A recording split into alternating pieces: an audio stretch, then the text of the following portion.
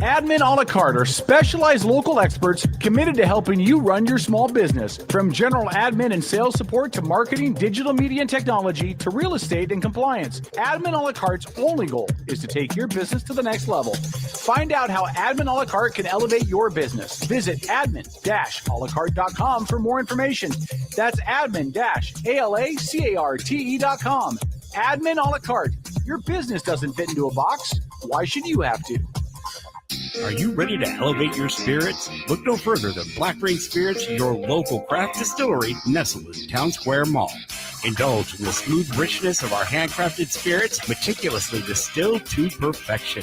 Whether you prefer the bold kick of our bourbon or the subtle sophistication of our gin, Black Rain Spirits has something for every palate. Visit us today at Town Square Mall and experience the essence of true craftsmanship. Black Rain Spirits, where passion meets perfection, unconventionally traditional. Never give in. Never give in. Never, never, never. In nothing, great or small, large or petty, never give in except to convictions of honor and good sense. Never yield to force. Never yield to the apparently overwhelming might of the enemy.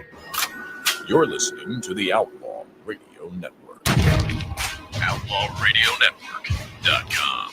This country can't be knocked out with one punch. We get right back up again, and when we do, the world's going to hear the roar of our engines. But it ain't about how hard you hit. It's about how hard you can get hit and keep moving forward. How much you can take and keep moving forward. That's how winning is done. You do your work, and we will do our best. Republic. I like the sound of it. It means people can live free, talk free, go or come, buy or sell, be drunk or sober, however they choose. Are you ready to be who you are? No poetry, just a straight answer. The government has deliberately sought to deceive the United States by false statements and expressions of hope for continued peace. We are men of the hood, marry now at your expense. But there's no both sides anymore. They're just trying to wreck our goddamn country. It's time for you younger guys to take over. You were meant to be here tonight. This is your time. Their time is done. It's over. Screw them. This is your time. Now go out there and take it. If you guys don't start thinking as men, we're going to have a lousy country. For the crimes of incitement to cause unrest, I declare to be an outlaw! All right, everybody, it is the Outlaw Radio Network. Thanks for checking out the show tonight for the 8th of June, 2025. K-Dog, Tom in the house, Dennis running the boards, got a couple of cool guests in a second, and some schmuck named Paul. So you know, it's so obvious. Good to see you, buddy. Butthurt. Good to see you, buddy. I hate you. Too. I really hate you. I know I hate you're you. gonna hate more after tonight. I know. Did you eat a lot of refried beans before you came on the show tonight? Is that No, man, I haven't eaten since yesterday morning. I realized as I was driving, I'm like, I better fucking stop and get something to eat because I'm like starting to. What did you get? Dude, I went through and just got the first thing on the menu at McDonald's. That's how hungry I was. Did you talk right in that microphone? That mic's not picking you up very good from far away. Hello. Act like it's not your first time on radio, you dummy. You're in a fucking mood, aren't you? I am in a mood. Ladies and gentlemen, you're in a fucking mood because you're using that mic totally wrong. If you don't turn it around and talk into the front of it. Yeah, there you go, Paul. Thanks. Wow, look at that. Now chick. try that. Now talking to it. See how much better you sound. set you up for success. Is this better? Oh Dennis? my God, you sound so much better. Turn it back around. It's not my microphone. Turn it around. It was better muted. I know. Good. Oh my God. Like a gay man trying to figure out a double-ended dildo. I mean, I wouldn't know, and I'm not going to ask why you compare that like that. But you know, it's all good, Dennis. It's Lizzie all good. in chat says 92 in Spokane. God bless you, Lizzie. God bless you. And Yeah, sorry. Liz. Yeah, God bless you. Can we All right. can we send a shout out to everybody and let everybody in the world listening tonight know? Yeah. Welcome to Holly Free Radio. That's Okay. right. Holly for radio. Damn. Anyway, in just a couple of minutes, the two Shanes will join us. We'll get into that more in just a second. I want to set up a woke person. I want to set up the rest of the show. Frank Aquila will join us at 9 as we break down some more of the national stuff, including some of the stuff that's going on in SoCal as we speak. Oh boy, that stuff's entertaining, isn't it? Yeah, it's boy, it's seen that many people with that much melanin run across the river that fast in years. Go to hell, Paul. I'm just trying to do a straight. It was like Poland, 1939, all over. And you're just like, by the way, Lori's not here tonight either. Have you noticed you've never seen Lori and Holly in the same place at the same time? Do with that what you will. Well, that's messed up. Okay. Lori's going to hurt you when she comes back. Yeah, if she ever comes If back. she hears that, she's going to hurt you. Oh, look, and Boss Baby is here as well. She's chilling out at the Boss Baby estate. And you know what's really telling funny everybody about that we're that? number one. I was going to get to you, Boss Baby. Well, I mean, as you put it all the time to me, Kevin, you say there's Yeah. the best woman is the woman with mute on. And look, it just came in there and the mute button was on. Yeah. Boss Baby, you need to talk tonight. Kevin needs. Do you want to hear the most tongue inappropriate lashing. joke I want to share today? Hello, Boss Baby. Your microphone's muted. But it's Boss Baby and Mr. still Wonderful. can't hear Still you. silent. Still can't hear you. Flavor of the month walking in. All right. Nothing hotter than a woman with an off button, you know? Hold on. Can you unmute? Can you unmute her on that end? Boss I'm Baby, in. something again. Hold on. Oh, Hold on. I forgot. Now try it, Boss Baby. I'm here. There you go. It wasn't me. It And was Dennis. so, did you see the name change? Boss Baby and Mr. Wonderful. Mr. Wonderful? Yeah. No, you can't call him Mr. Wonderful. That goes Yeah, I back to can. the 80s when I watched professional wrestling and Paul Orndorff was called Mr. Wonderful. Yeah. Hey, Turned Kevin, against Hulk Hogan in the middle of the ring, laid him out. Yeah, but I cooked dinner for him tonight. Oh, is that Kevin, why we that- can't see him on camera? Is he in the bathroom? and that's her nickname for him. So I don't know if you can dictate that one, but right. He said Dick. Yeah, no, I said dictate. I know. He said, we're going to refer to him as your man chop. So there you go. There's your man chop. All right. We're going to go to our guest now, Boss Baby. Good to see you. Come back on with us later. We have questions for Mr. Wonderful, by the way, later. Perfect. All right. Is that because she didn't know his name again? I guess so. Okay. That's how you get around it. If you don't Just use their checking. name and just say, "Oh, baby," you're Yeah, safe it's every just time. it's always babe. You forget her name, and it's babe. Hey, babe. Nancy's in chat, by the way. Had wind therapy yesterday and speed therapy today. Nice weekend, Nancy. How you doing, baby? Stop it. For the listeners that don't know, Nancy is Tom's Stop it. aunt, and we Stop have a Stop. we have a thing going on. We got a thing. Dude, she going would on. kill you. You don't understand. Yeah, but I would die. I would die with a smile on my face. All right, let's get to the show. I'm gonna bring up the cam. Joining us on the Outlaw Casting Couch are the two Shanes. What's Told going you on, that's just gentlemen? not right. Hey, what's up? What's going on? Hey, how's it doing? Shane Corson, Shane Hamry. First, for people who are local might recognize Shane Hamry's name, because not only is he part of our discussion we'll get into in a minute about a big guy that is really hairy and doesn't shave, that's not named Dennis.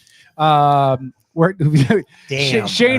Hamry is also a longtime Derby driver, although he's retired now. But so you might recognize the name. He's temporarily retired. Just temporarily. Temporarily. What's Took going on? some Shane? time off. How are you, buddy? I'm great. I'm happy to be here. You missed the Derby? Do you miss it? Yeah. Yeah. You got go a back big to it, grin don't on you? your face though when he brought up the Derby. Yeah. Has like Yeah. a big smile. You guys crazy. You can go back to it. And then Shane Corson. What's up, Shane? Hey, nothing much, guys. Glad to be here. Thank you, Tom, for this delicious. I mean, wow. Imbiberuno. Thank you. Oh yeah, we're not on AIM My anymore. You pleasure. can admit you're drinking alcohol. When we were on AIM, we had to call it apple juice. which wasn't apple juice, by the way. Isn't deregulation beautiful? Oh boy, couldn't wait. You had to get that in. You didn't wait 5 minutes into the show I'm before gonna you get drop it in in every fucking time. All right. Well, you're allowed. I mean, don't get me wrong. Just remember, if you had complete total deregulation, you'd have what's happened in LA right now happening all over the country because you wouldn't be regulating shit. You'd have Latinos from south of the border storming your front entrance. They'd be they'd be rioting in Billings, Montana. Look, we have to have some regulations. We drive on the right side of the road. Don't take your neighbor's shit. Don't kill people. Don't take your neighbor's shit. That's about it. Drive on the right side of the road. Are you trying to say Mexicans are thieves? Hold Is on, that we what have- it sounds like we you're have saying? guests. No, I'm We just have- saying I don't know. take your neighbor's stuff. Tom is racist. Holly said that. It must be true. So Again, Dennis, welcome to Holly. Dennis is responsible for our guests tonight. So this entire next hour where we talk about what we're This is going to be fun. This is going to be fun. Yeah, If Paul, why you don't say go ahead? anything but the kind of fun this is going to be, This is going to be a blast for you all can of you. right off. Go ahead. This will be Okay? a blast for all of you. All right. Go ahead, Paul. What do you want me to do? Why don't you introduce the topic? You're the believer. Oh, well, oh hell yeah, man. You're the believer. Oh, now he's excited. Been drinking the Kool-Aid. Get up off my back, you guys. All right. That's what she said. I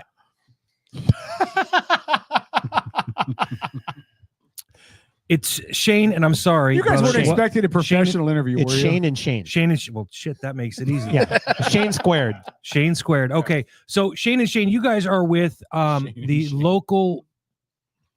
The Olympic group. You guys are off the Olympic Peninsula now. Do you guys all live The out there in Olympic Project. Olympic Project. Yeah, I sent That's what I links was- to this ahead of time that's for what a I- reason. yeah. That's and what I studied. That's why I knew it was Olympic. Dennis, shut the fuck up. That's what I was. That's what I was getting to, Dennis. But you didn't give me a chance to finish the sentence. But You guys appreciate got that. one word out of the whole post. Anyway, gentlemen, I did prep. you and I'm going to go right to this, man. You guys go looking for evidence of Sasquatch. Now, let me go before I go any further. What do you prefer, or how do you prefer that I refer to it? You want me to call it Bigfoot, Sasquatch, or forest people? Yeti. What makes what kind of what nomenclature? How do you guys like to refer to him as now? I say he because I don't know any better. It's gender. Yeah, gender neutral. Sasquatch, Bigfoot, whatever you want to call it. It's not been scientifically recognized yet, so I like Sasquatch. Sasquatches. Okay, I call it squatching, so I'm cool with that. I like it. Makes Good it to go. easy for me, and I'm absolutely a 100% believer. I was a believer 7-8 years ago when we had in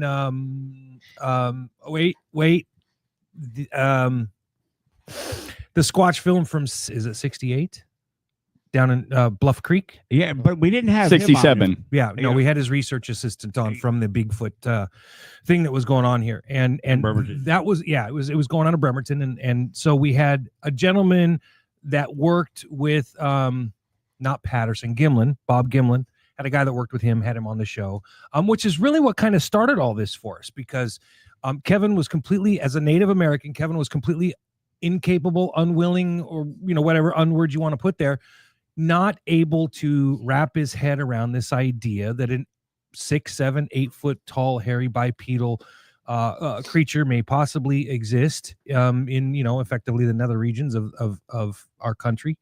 And so I'm hoping that you gentlemen might be able to shed some light, in general for Kevin. I think For me, just no, specifically. no, because I think that if they're able to touch you, I'm going to that'll pass help. on that, but thank you. Help. that'll help the conversation. Thank you, Shane. I appreciate you. So I guess, gentlemen, first let's start with this, right? If I was to ask you 1 to 10, right? 10, he absolutely exists 100%. You've had some level of interaction. 5 is I feel more likely than not that he exists. I haven't really seen anything. Like, where would you guys rank your feelings on the experience level? Shane, why don't you go first? All right. So before this weekend, I was. Okay, that's interesting choice of words. I'll tell you why. Well, if you'd been Tom, I'm just picking on you for being I late, know. dude. Well, I was eating a burger. Go ahead. Let me answer the question. Top of the food chain. So before this weekend, I was 6, 7, something like that. Uh-huh. And I had an experience this weekend that was unmistakable, backed up by actual factual evidence. Footprints? Yep. Oh, nice. Yeah, in you, the same you spot. missed the that- picture of Nice. the cast. Nice. Yeah. and Your burger. with a bunch of other things that happen, trees Mhm. pushed down, stuff like Okay. that. But anyway, so I'm 10, 10. 100. Beautiful. Wow. I love it. I love it. Shane, what about you, bud? I'm at 11. Hey, listen, I can appreciate that. Now tell all the listening audience why you're at 11. Oh, so I've been at this a long time. The Sasquatch research, by no means an expert, but Who is, right? Maybe Dr. Jeff Meldrum, but not too many others. Meldrum in his and maybe Cliff Barackman, Yeah. some in their fields, Oh, absolutely. I mean, Bobo does a good voice interpretation impersonation. Bobo is a good friend of mine, and he's amazing. I just loved listening to that guy. Super intelligent. I mean, really is. I think some of these shows played him otherwise, but he's super intelligent. But no, I mean, I've seen a Sasquatch in person. Physically seen one, and then through like thermal equipment, some of the equipment we use, maybe twice. And then just the physical evidence. I mean, the hair, the footprints. And then you got the anecdotal stories that are there's thousands of them that goes hundreds and hundreds of years back. So it all points to a biological entity. Absolutely, especially in the Native American culture, right?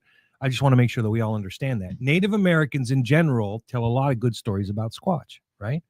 Now, when they talk about him, do they talk about him as a neutral character? Is he aggressive on occasion? Like, does it depend on how you approach him? What's the thought pattern generally overall from you guys and from the Native American communities? It really depends on who you talk to. I've heard. I know if you talk to him, he'll tell you they don't exist. Well, yeah. From my experience, they want you out of their area. Okay. So at the worst, they try to scare you. Okay. I don't think that they'd harm you because after what I saw this weekend, they could destroy you if they wanted to. They're that big. Yes, that I believe. Yeah, 100%. And there's very few. Are there not just a few stories of interactions that went very negative, like the guys out by Mount St. Helens in the cabin? What was it like in the 30s or something? 1924. Yeah, I've been there. I've been to the cabin site. Oh, have you? Yeah, really? My good friend Mark Marcel is the one that discovered the remnants of a cabin site. So I've been there and I've seen the mine. And so, regardless of that story, if you believe the Sasquatch up, they had a mine there, they had a cabin there, and there's still stuff going on in those areas. But get back to your point real quick. Yeah. When it comes to like, especially like First Nations or Native Americans. I mean, they all have a name for Sasquatch. Every single one of these tribes and First Nations, Native Americans have a name for Sasquatch. And some of them think they're more spiritual. Some think they're evil. Some think they're brothers, another tribe. But the really cool thing is that they all have a name for it, and they all recognize that there's something to it or a species. And so whether they're plucking people left and right, I don't buy that. I think really comes down to numbers. They're small in number. They're very small in number. They're not like, deer or elk or bear, which are prevalent up here in the Pacific Northwest. So they're small in number, and I think they're doing just fine. It's interesting. Just coincidentally, and I really didn't have to do much research. I was just excited when Dennis said you guys were coming in. But for whatever reason, because our phones spy on us, I was talking to somebody about you guys coming in. And then sure enough, I ended up with a couple of threads and videos, I think off of Instagram I think it's called the Idaho Bigfoot Project or something like that. You guys familiar with them? I'd never heard of them before. And the video, the first one that showed up was the Mount St. Helens incident in 1980 when the volcano exploded. I did 10 and a half years in the National Guard in Washington State. And when I got in 91, there were guys that had been in that were there when Mount St. Helens blew. They were in my unit. And you can't make this up. Guys had talked about an incident that closely resembled what they were talking about. I was just like, man, that is just like way too coincidental, right? But I found it really interesting because, in the 1980s, Vietnam vets and stuff like that, they had a different mentality, right? And so they had a reputation too. So but the point is that they just no bullshit. Is the point, right? They were really straight to the point, and they talked about an incident. Every single one of them, I had 3 guys in my unit, and they all talked about it. But strangely enough, none of them witnessed it firsthand. So all of their information was secondhand. But they would have sworn up and down that the incident occurred because they heard it from somebody, right? Because the whole state was activated, and they were all down there for that stuff. But it was fascinating. Could you guys tell us about the organization that you're working with and what exactly it is you guys do? Because we haven't given out any kind of credentials or nothing yet. So. Do you need credentials to go squatch hunting? No, you do Just not. checking. Just checking. Yeah, you do not need Okay. credentials. No. I'd need to apply for mine if we could. So you might have to. Okay, that's fair. That's fair. I'm Polish, dude. People make us do weird shit. Oh man. Yeah. So the Enlint Project is an organization of like-minded individuals where we're about data collection. We're not out to prove Sasquatch exists. We're about data collection. And for, we have skeptics in our group. We like to keep it open that way to keep us kind of grounded. Sure. But at the same time, the vast majority of the Enlint Project members, and this guy's a newly added member, is that most of them have had encounters or sightings. I mean, so it's already like, Sasquatch is a real thing. It's already a real thing to them. But we do have the skeptic side to it. But we're really data driven. We do spreadsheets. We work with a lot of different individuals inside the organization and outside the organization, collecting the data so that if Sasquatch is ever proven to exist, we'll be sitting on a plethora of physical, anecdotal data that science can look at. And we actually right now with if you guys ever look up Project Zoo Book, which is a cool thing that we do. Amy Boo in Ohio started this group, and it's I call it scientists in the closet, when it comes to Sasquatch, Bigfoot in the closet, because there's a lot of scientists, people don't even recognize this or know this, that there's a lot of scientists that are really interested in this phenomena, whether they had something happen or not, or just looking at the sheer amount of evidence. We have a group called Project Zoo Book, and we're looking at all this stuff and collaborating with these scientists and stuff. So the science of Sasquatch is evolving hugely, and it's becoming we're trying to make it less taboo. John Binternagel, the late John Binternagel, he's a wildlife biologist that lived in Vancouver Island, was a friend of mine. He passed away. He's written books. He's got a couple of YouTube shows. John Binternagel, I'm going to throw his name out there a lot because I love that guy. He put his career, like Dr. Jeff Meldrum, on the line to talk about Sasquatch. Now, he's passed away, but he said, I wanted to make this subject less taboo to talk about with his peers. That's what it takes, though. It's taking that with ghost hunting. It's taking that with UFO investigators. Absolutely. The more mainstream we get the conversation, the more comfortable people are with it, and the more they're seeing, and they're not. I mean, you can tell me what it's like for you guys out there on a hunt, or hunt's probably the wrong word, but I'm a firm believer that as human beings, we don't have a tendency to recognize things that don't jive with our own mental snapshot of how the world should be. So if we see something that we don't think should be there, we don't have a tendency to notice it. Yeah, that's arrogance. I mean, that's the problem I have with science is arrogance. They think they know everything. They've already figured everything out. In 2017, the Tapanuli orangutan was discovered. Western science said it wasn't there. This is in Sumatra, Indonesia. This is a whole new species of orangutan that was discovered in 2017. And Western science said, no, it's not there. But guess what? The Aborigines, the people that live there are like, oh, just like the Native Americans here. Oh, it's a real thing. Yeah. You guys it's a real thing. We know they exist. And then eventually there was a skull found, which led them to find about 500 of these Tapanuli orangutans in 2017 in a remote area. The entire population. Only 500 of them. Yep. Just like I think Sasquatch is small in population. But again, arrogance is what kills adventure. It kills science. Yeah. It kills, product. And we just kill it. Go ahead, Tom. Just to Shane's point, before the show got going, we were talking about, backgrounds and stuff. So, my anthropology background came up. I was going to ask you a very direct question about that, but go ahead. Let's dig into it, right? Because Shane's talking about, changes in science and stuff. Yeah. As an anthropologist, do you believe Sasquatch exists? I accept the possibility, but there's no evidence. Tom, on a scale now. of 1 to 10, where are you? I would go in that like 3, 4, maybe 5 range somewhere. I think that's that's a reasonable place to start. Look, it evolutionarily, et cetera, it's possible. Absolutely, and evolutionarily then wise, yeah. When we talk about the change in data, and arrogance, right? So when I was in college in the early 90s, we thought we knew everything there was to know about the Mayan civilization.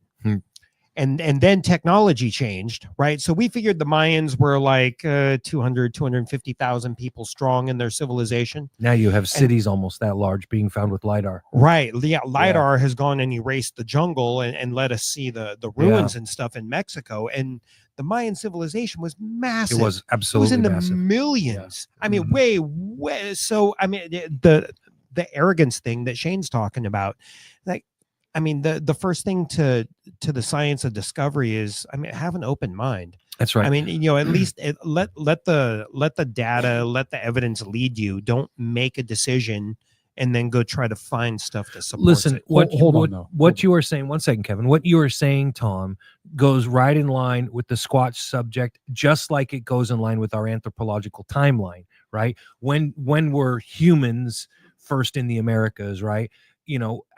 What was the prevailing theory for many years was, okay, no more than 20,000 years, right? And then they found the butchered mastodon bones down in California that tells them, oh, we got to drop that back another 30,000 years. Well, then they didn't come across on a land bridge, did they? No, when I was just, we're constantly updating things, right? I mean, we thought Columbus was the guy that found the New World, right? For Western Europe. Yep. Then somebody found LaCroix Meadows.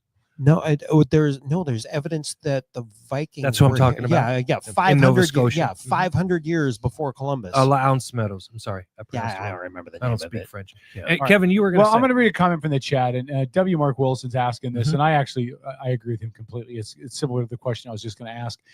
He says, "What is the data that supports that, despite 100 years or more of sightings and encounters and evidence, that not one has been found or captured? Is it arrogant to say that empirical evidence should exist by now, since the reference of newly discovered species actually includes bodies?" So the other part of that is, my question is, we've seen, human development expand more and more into land that was more remote. We've seen more bears in kind of more human areas, cougars, bobcats, more wildlife getting into human areas. And yet we still haven't seen what skeptics would call irrefutable evidence. We haven't recovered a body. We haven't gotten any real video that isn't either way distant or really grainy that is questionable. How do you a bear or compile whatever. the two? My personal opinion is the word intelligence. I mean, a bear or a gorilla or whatever, I think that is low on the intelligence level compared to a Sasquatch. Go ahead, you're smarter than me. Oh no, I say so. He's a Sasquatch and you're the bear. Okay, got it. I say bull crap. I think there's lots of evidence out there. There is literally hair out there that it is recognized as primate hair. They just don't know where what it belongs to. Shane is 1,000% correct. In fact, I've talked about this over the years. They have a DNA sample, but it doesn't match anything. So all they can do is say it's an unknown species. Well, I mean, you tell me, Kevin, what kind of evidence you would need if somebody handed you DNA because you just saw something 8 foot tall and hairy walk through the woods. All you got was a couple of hairs, right? You send those hairs off to have them examined, and they look at the DNA and they say, well, there's primate in here, but it's an unknown primate. Right. So we have a DNA profile, but we can't match it to a known That's creature. happened many times. Exactly. Yeah. Right. So I mean, literally, to me, that's compelling. That's beyond compelling. That's serious physical evidence. Right. But that when Kevin set up the 1 to 10 thing, 5 through 10 being very, very believer. I mean, that's what for me drives me down into that 2, 3, 4 skeptic range. Well, first of all, I was the one that set that up. Second of all, first you said it was a 5, and now you're pretending it was a 2 or 3. No, I said 3, 4, here's 5. The thing, Gold Boy. Okay, we got to stick to the facts here. No, Paul, right, Paul, and the Paul, facts. He's a libertarian. You can't expect him to take a stand on He's anything. Mr. Golden Showers. That's how I think of him. With libertarian gold. You can't expect him to do that. Okay. Go ahead. I said 3, 4, 5 there, jackass. But we haven't recovered a body. No. Well, to your point, I mean, or a grave. We've not recovered a body per se, but I think who's out there actually looking for Sasquatch bones? I mean, I come across bones. I'm pretty familiar as a hunter with bones, but how many people have come across bones in the woods and go, "Oh, well, that's an elk. I don't know what that is," and they walk away. And if it's buried, and there's something small in number. I refer back to the Tapanuli orangutan that was just discovered in 2017. It did take a skull for them, Western science, to get involved in it. But we're talking 2017. That's 200 years of science looking for great apes and missed. And this is a Newsweek quote. And in a small area. And still couldn't find them. Couldn't find it. And then they did. And it was proven to exist. And they're like, how did we miss this species? Because they weren't listening. They weren't looking at the evidence. They weren't listening to the Aboriginal, the people that live there. And that's what's going on here in North America right now. We have hair. We have plenty of tracks, hand, foot, even butt tracks. You want to talk about butt tracks? No. Okay. Well, no. That's okay. Go ahead. Speaking of butt tracks, it's a Friday night in Belfair, kids. Okay, go ahead. No, then we there's get not stuck a lot talking of about money Kevin's put into couch. it either, though. Into That's the right. subject, there's not a lot of money. There's really only private money. It's not like Exactly. it's not like the federal an NGO is going to pop out $1 million for a research. Right. Exactly. You know, and it's one of the reasons why I actually I was under contract for 2 years with History Channel. Our show didn't get bought. But I have a great deal of appreciation for Discovery, History, and a couple of these networks because they've actually put out the money to pay folks to go on these expeditions, because in a lot of ways that's opened up, that's more mainstreamed the conversation. Would you guys agree with that? Oh yeah, absolutely. Yeah. If I could just go ahead. Oh, I just have a question for you guys. So it here in the Pacific Northwest, let's just say Washington State. If you're sure that we have a Sasquatch population, what size do you think it is? I have no idea. So when I look, so you have about 200? You have about what 30,000 black bear up in the state. I mean, as they say, ish. Yeah, ish. And I say ish all the time because I don't think they really know. No, they but don't I think it's a rough estimate. Yeah, 30, 35. No, I think the 200 Sasquatch. Me personally, I think it's way smaller. You know, the Tapanuli orangutan that was discovered, there was only 500 of them in this area. Right. So I'm just curious what you think. If there's a population, what size do you think it is? No idea. I don't even like to guess. Well, I mean, because I really have no idea. But I think your answer is indicative. You don't think it's a huge population. It's pretty limited in scope. I think it's very small, and they're probably doing just fine. I think if you look at it as a model, if you look at orangutans as a model, you know, I know a lot of people like forest people and all that. They're an animal. Sorry, get over it.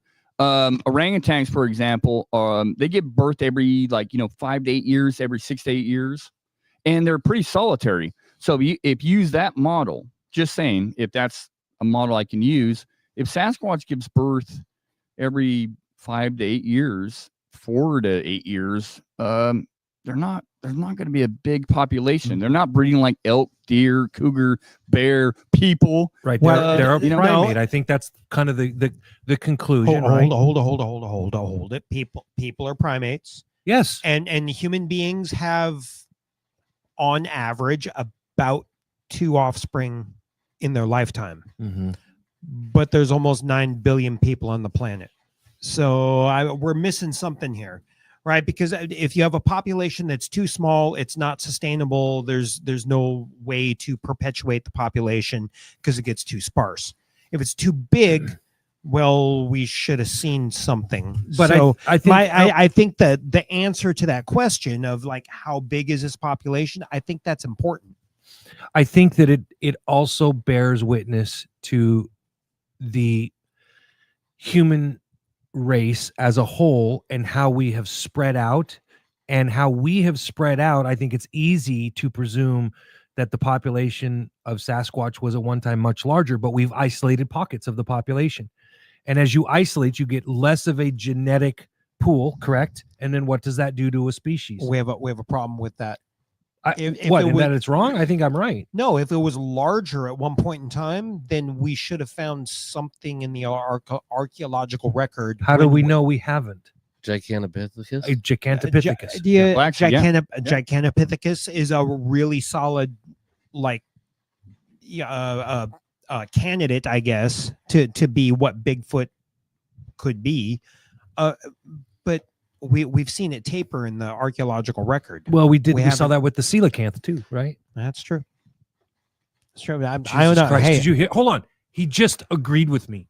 Well, he's the libertarian man. I don't know if I would. Fucking I A. don't- Show's Damn. over, folks. I don't know if I would. I don't know if I would take credit for what's that. my Paul. politics have to do with It's science? about your entire mental bandwidth, Tom. Wow. Can I make a point really quick? Yes, please do. Okay, so we were talking before the show about somebody else that you guys had on before us about. Oh, that was before my time. Okay, Yeah. So yeah, I wanted to. The guy that got mad at me for calling them an animal.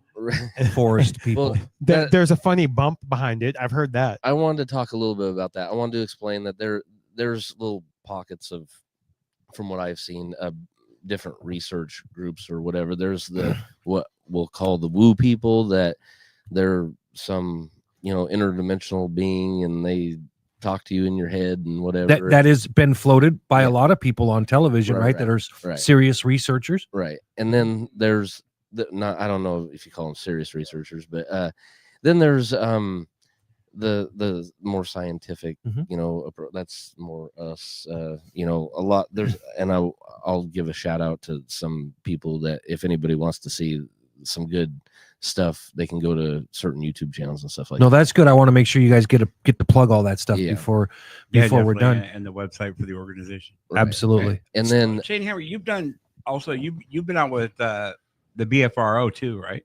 Yeah, Bigfoot research. Oh yeah, so I was also on the Finding Bigfoot show, the very first season 1. Okay. Yeah, with Matt Moneymaker, Cliff Brockman, Bobo, Renee. How did you score that? Completely by accident. Yeah, well, that's still really cool for you. That's how the best stuff happens, by accident. Yeah, I had an experience hunting, and it was on the BFRO website. Okay. And they called me and asked me if I'd come down to a town hall meeting, and I actually declined at first, and then my plans got canceled. I went, and the rest is history. I met some very cool people doing that. Yeah, that's actually really cool. It makes me so jealous. I mean, like I said, man, it's set under contract with History for 2 years. The show never gets picked up because you're stuck. You're locked in. I couldn't do nothing, but it's just really cool that you got a chance to do that and be part of all that. And I want to circle back to your comment about, well, I don't know about serious researchers. So I think that you're correct in that statement. Let me rephrase it a little bit. People that are fascinated and love the subject and are completely willing and able to go out and throw caution to the wind, really kind of put themselves out there. They did the one, it was a 6 or 7 episodes down in North Central Oregon. I think it was more like in the Burns area and was kind of out there. And on one particular episode, they had a large bipedal target at night on thermal. And then it was as if it walked through a mirror because it was on thermal and then disappeared. Are you talking about what show are you talking? You know what, man? I'm trying to remember. Okay. There was like 2 guys, 1 woman. Yeah. I think it was a very small group. Yeah. So I've done a lot of TV. I really have. And with the Limb Project, we're very blessed. We're well known. Not lately, I'll be honest with you, but years past, I mean, in interview a week or a month for Discovery, Animal Planet, blah, blah. And I myself and the Limb Project have turned them down time and time again. I'm not going to mention shows. I know the one you're talking about. Yeah. And I know that some of these people, and they're good people, but the thing about TV, this is a freaking fact. It's entertainment. Absolutely. And I know Cliff Bergman and Bobo and whatnot very well. And I've been on Finding Bigfoot a couple of times. It's quite an experience. I'll tell you, it's quite the experience. And I've done other projects, documentaries, blah, blah, blah. It doesn't matter. The problem with production is you have a product to sell and you have to make it interesting. Yes. One of my favorite shows is Deadliest Catch. And I've met a couple of those captains in the past. And that's the closest you're going to get to reality TV is being on a crab boat for sure in the Bering Strait. Yeah. Not these other shows. No, because there's still a scripting that goes on and there's still things that they have to make happen. And I'm going to tell you straight up, the producers are hoaxers on most of these shows. The producers, and that's why I turn it down. I turn them down because they ask when you do these interviews, you start out with the casting and then you move up and they're like, oh, I've been told I'm the next Josh Gates. I'm like, okay, no. I don't want to travel. I'm too much into the research. I'm too ground that way, and I don't. Josh Great's great entertainer, by the way. Love the Love guy and love the show, but when it comes to TV in general, it's bull crap. It's planted. It's hoax. And I'm not saying the stars of the show are hoax and anything. But there's a lot of nefarious. They don't have anything to do with the editing process. That's right. Half the time, the area's already picked out ahead of time, and they just go there and like, hey, we're gonna go up here. So I'm saying, people get too invested in these TV shows, way too much. It's reality TV. It's entertaining. It's still TV. It's TV. Yeah, it's still TV. 100% right. But like I said, I still give my props to them because they've made the conversation more kind of mainstream, right? I think that that's super important.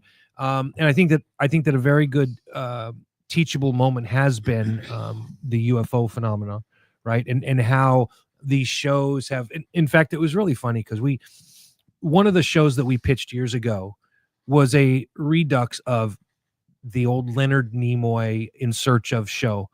But the change up was going to be, we had 68 episodes penned out. The idea was all he did was narrate B-roll footage. That's all he did. Like that whole show was just bunk. But we thought to bring it back because it had name recognition, what we would do is we would do boots on the ground investigations, right? With a twist on the UFO subject. We said, you see all these people out there doing these shows, right? But none of them are trying to make contact. Well, why is that? Because they don't believe that you can.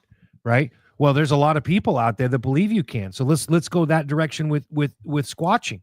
You guys are out collecting data, which, by the way, to me is like that's the meat and potatoes of everything. Right. When you're out collecting data, are you doing any types of experiments? Are you doing repeatable experiments? What kind of stuff? What kind of data are you guys out collecting? Okay. I mean, you name it. So I mean, first of all, nobody, as Shane.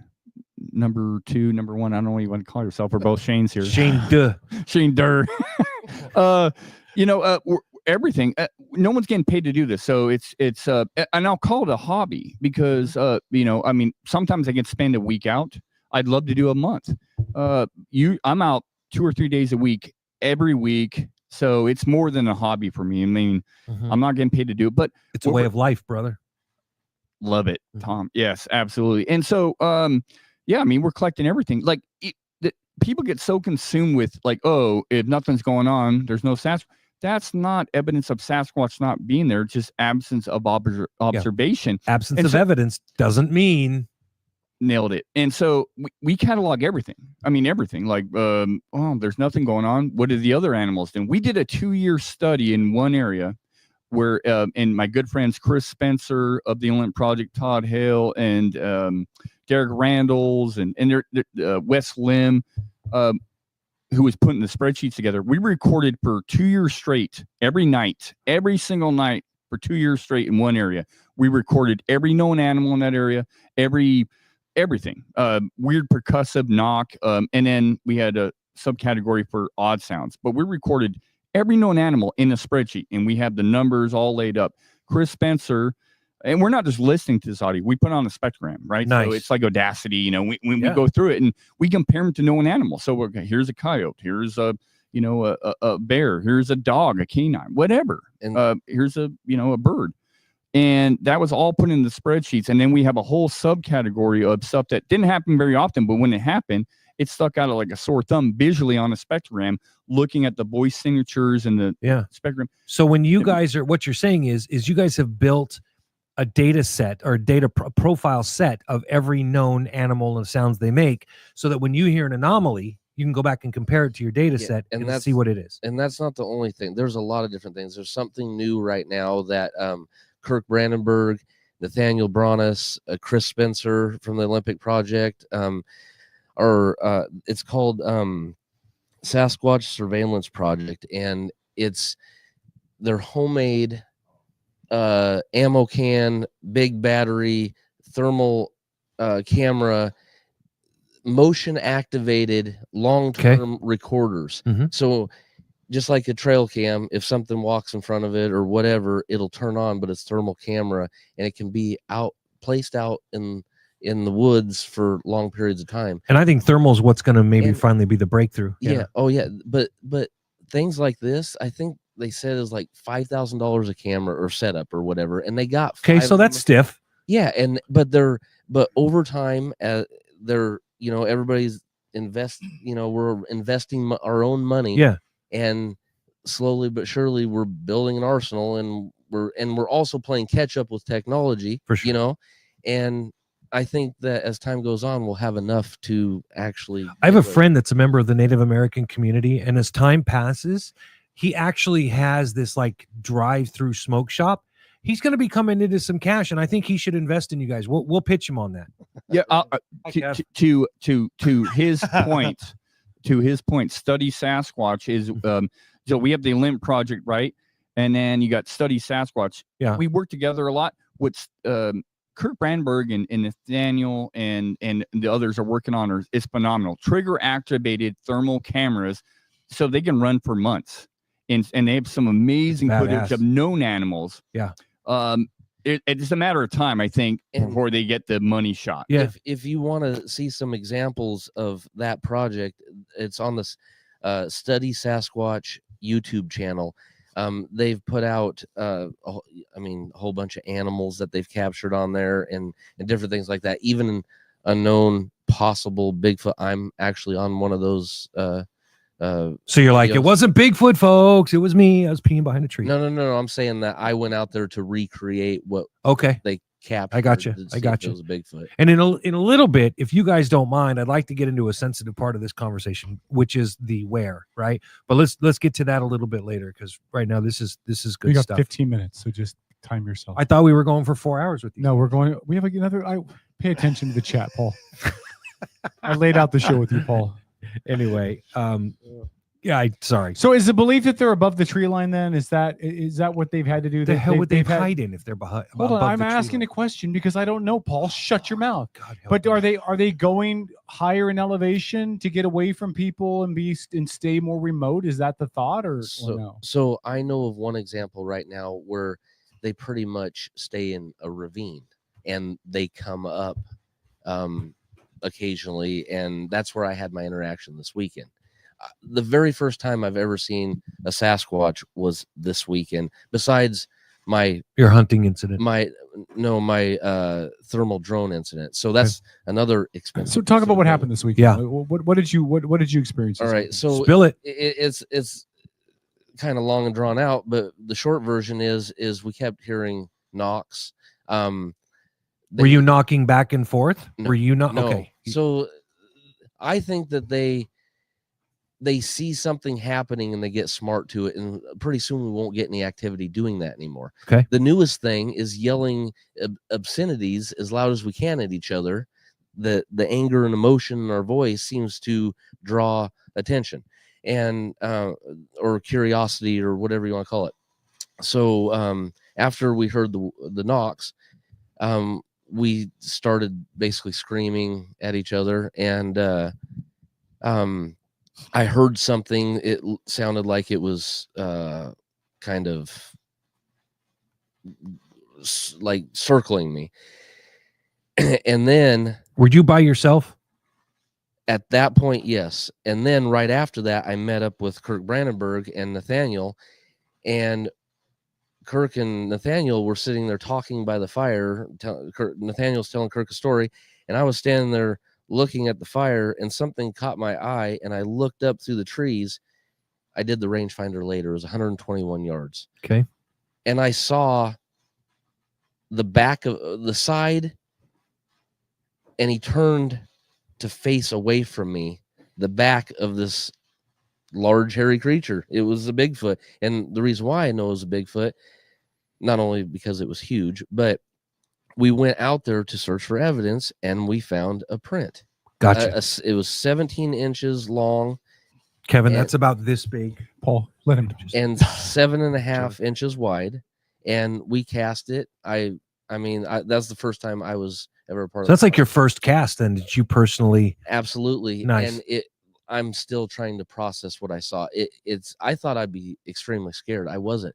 What happened the next night, which was last night, was the scarier part for me. Something pushed a pretty good sized tree over right behind our tent, like 50 yards behind our tent. Yeah, you're right. I'd shit myself. Yeah. Yeah, those are That not was tight. Yeah. 1:35 in the morning. Yeah. And I was awake. So we have that all on. We document with audio recorders and thermal cameras. They have to be pointing in the right direction. That's true. Yeah. Yeah. But we got the footprint, the sighting to back it up, or switch that around, and then audio recordings of things. It's like, okay, so apply that to any other animal. How did it? Who put a 17-inch print there? Right. Yeah. Unless it was a hoax, right? Right. You'd have to be a fairly sizable dick and by to the really way, try to hoax where that that print was. Nathaniel was trying to show how heavy it would have to be to impress right there. So about 4 feet away, he was jumping up and down as hard as he could, and he wouldn't. It was like, so it was a hard, more compacted soil pattern, right? You took weight. It was It was a big SOB. Yeah. Yeah, exactly. Yeah. Yeah. I think that's the one thing that's kind of hard for people to, I mean, these, to your point, you to be able to fake the print, right? And that's part of the reason why you do the cast, because that cast picks up a lot, right? It picks up the muscles, it picks up freaking fingerprints sometimes, like dermal ridges. Thank you. Yeah, dermal ridges, right? And I mean, it's stupid, right? But I could listen to Dr. Meldrum talk for hours about this stuff. But I'm a geek. He could probably do it too because he's into the anthropological stuff. But it's so fascinating because it's fact based, right? It's real. You can't, if you're making fake Bigfoot footprints, you're not good. They're all going to look the same. First of all, cookie cutter. Yeah, they're all going to look the same, and it's going to be really obvious real fast. Yeah. So it's I think that's where the thing that kind of like when people say, oh, somebody's probably faking it. No, because they're not going to drive 10 miles out of their way, hike 5 miles up into the forest in the middle of nowhere, just hoping to to come across some Squatch hunters, right? So they can make one damn footprint. Like it's no. Arm squatchers too. So you watch out. Wouldn't there have been more than one footprint though? I mean, theoretically, shouldn't there have been tracks? So yes, exactly. So there was other indications of other tracks, just not as pronounced as that one. It like the what do you call it? The substrate. The substrate was the worst that you could possibly take a track out of. Like I said, we were jumping up and down on it as hard as we could, and we couldn't make a dent. And I actually have the 3D scan on me. I have pictures I could show you guys and whatever, but it was amazing how deep that was in something that we couldn't, do that at. So I have in my own stuff, right? Because I'm a contractor. I go when I'm working on a roof or painting a house or whatever, right? I've always got something on and I'm listening to it and I'm always learning, right? UFOs, Sasquatch, a few other things are like my top areas of research and stuff. And I understand from the Quinault tribe that there's a lot of activity out in the west side of the Olympic Peninsula.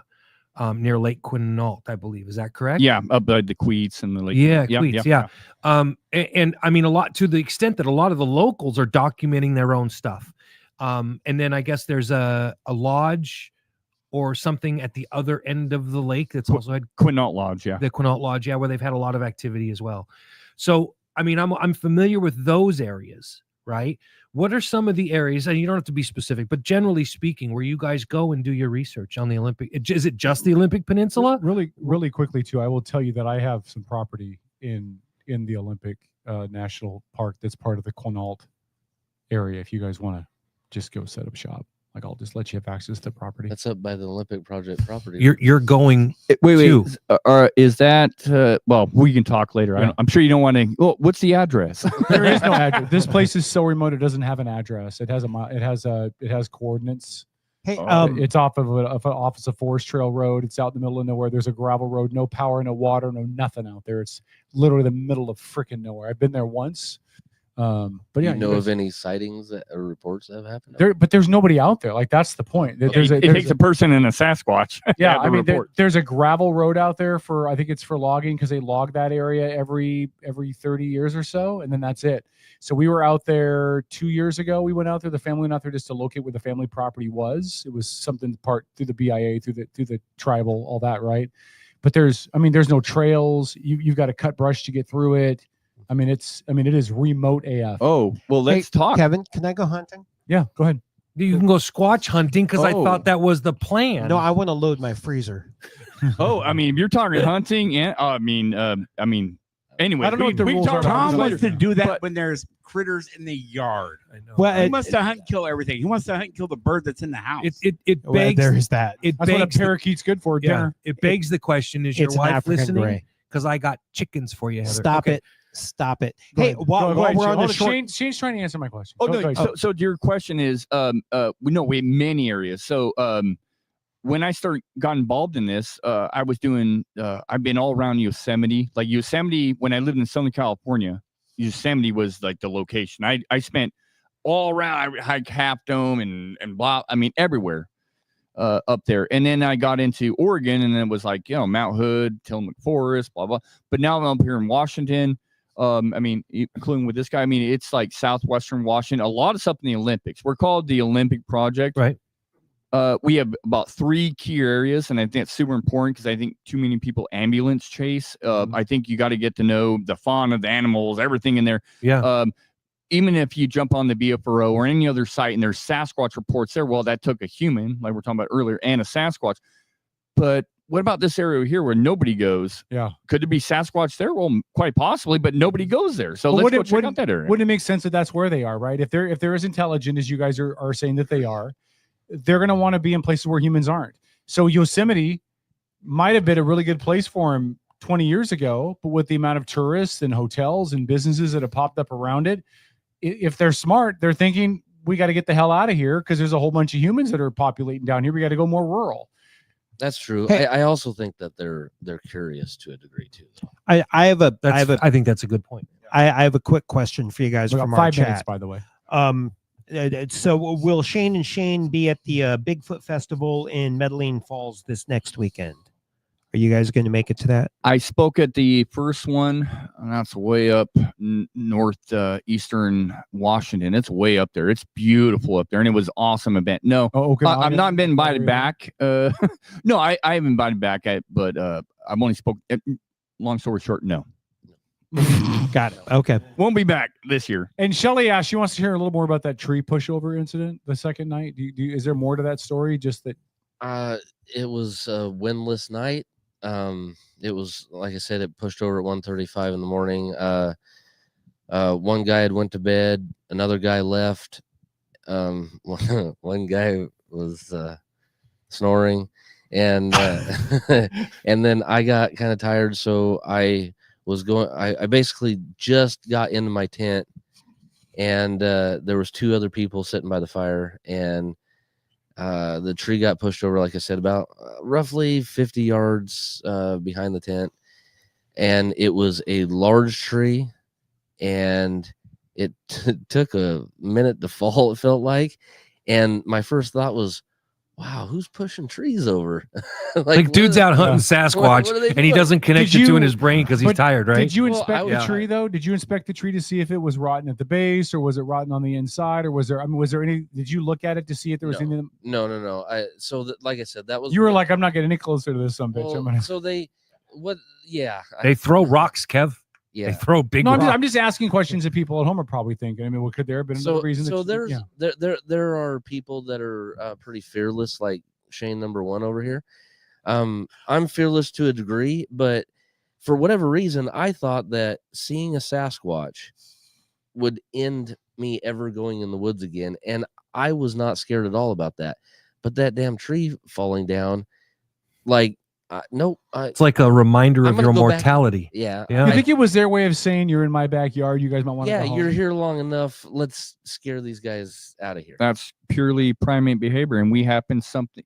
In like 3-4 years ago, we had something in the same area, not a sighting.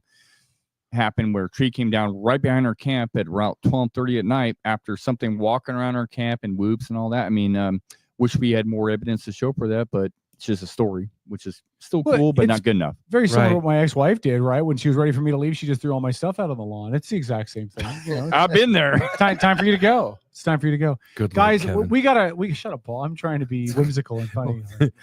Can we schedule part 2? Can we? Because I feel like we're leaving so much more meat on the bone here. There's and tons. I want to give a quick shout out if I Please. Yeah, please do. So the Study Sasquatch YouTube channel is huge. Check that out. There's a lot of good videos, even if you just like animals or something. But a lot of good videos there. Shane has a YouTube channel. Go ahead, Shane. Sasquatch in the Mist. If you guys want to check that out, it's In the Mist, that's M-I-S-T. cute. You get it, Sasquatch in the Mist. Yeah, you Sasquatch probably in the get Mist? the That's why you used to call it Gorillas in the Mist. Gorillas Yeah, in the yeah. Mist. Jane Goodall. Doctor. I've come across that channel. Jane Goodall. Yes, Yep, Jane Sasquatch Goodall. in the Mist, and then limbproject.com. If you're interested in this stuff, if you're not, then don't. Well, Kevin doesn't believe in bugger off. any of this. I don't. but I love it. I You don't know know, but I mean, we'll have part 2. I mean, I think it's fascinating to hear. I think the explanations and the justifications are really interesting to hear about. Well, And I'm sorry, Tom. And it creates a really good discussion. At the end of the day, though, I'm still the cynic. Well, I just Kevin, part 2 should be taking place after we go out in the. That's brush with whatever these you guys want to do to set it up. Listen, Yeah. I went on a ghost hunt with Paul. I didn't believe it before or after. Well, you were shitting your pants on I the was ghost hunt, not. brother. You And, were. and we've been invited. No, on I just another wanted to one, get out of too. there because I had a hot girl with me that night. Remember that? No. Yeah. The Yeah. electromagnetic field detector was going off every time I got close to Kevin, and this he was going nuts. I was not. He was absolutely. But we'll going nuts. we'll set Paul, it you up. don't Let have me to know. censor anymore. We're not I'll be there. regulating. I know, but Yeah. there was a family walking by. Yeah, we'll be there. We'll be there. Guys, thank you so much for coming in. Thanks for spending an hour. And let's let's do like more of these. I think it's an Yeah, thanks interesting for having us. conversation. I appreciate it. And get your ass back out on the track now, will you, Shane? We'll see. All right, man. All right, so that's Shane and Shane. If you want to find out more, we'll get some links to their stuff posted in the chat here during the bumper break. We come back, we're gonna segue from a controversial, some people don't believe topic about Bigfoot, and we're going to talk about a controversial, some people don't believe fact that the Republican Party's falling apart. Oh, Lord. Bigfoot on one hand, Trump and Musk on the other. We're back after this. This is Outlaw Radio.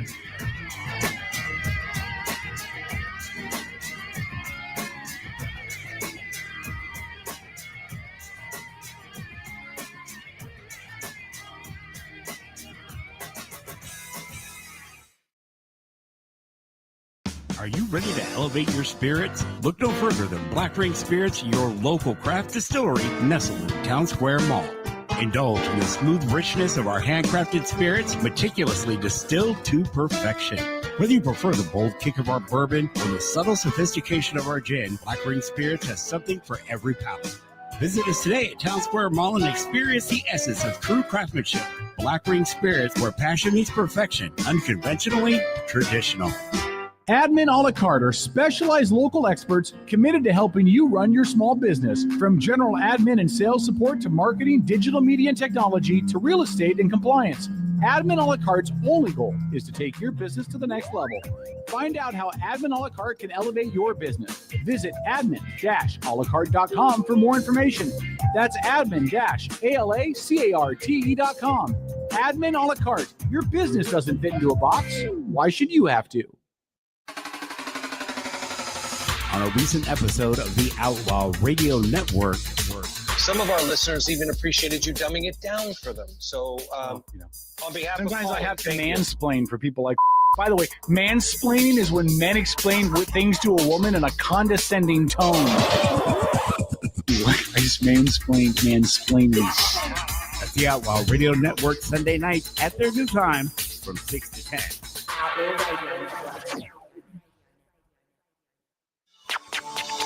This is Spike Cohen. This is Jesse Young. I'm Brandy Cruz, host of the Undivided Podcast. And you're listening to my friends on the Outlaw Radio Network.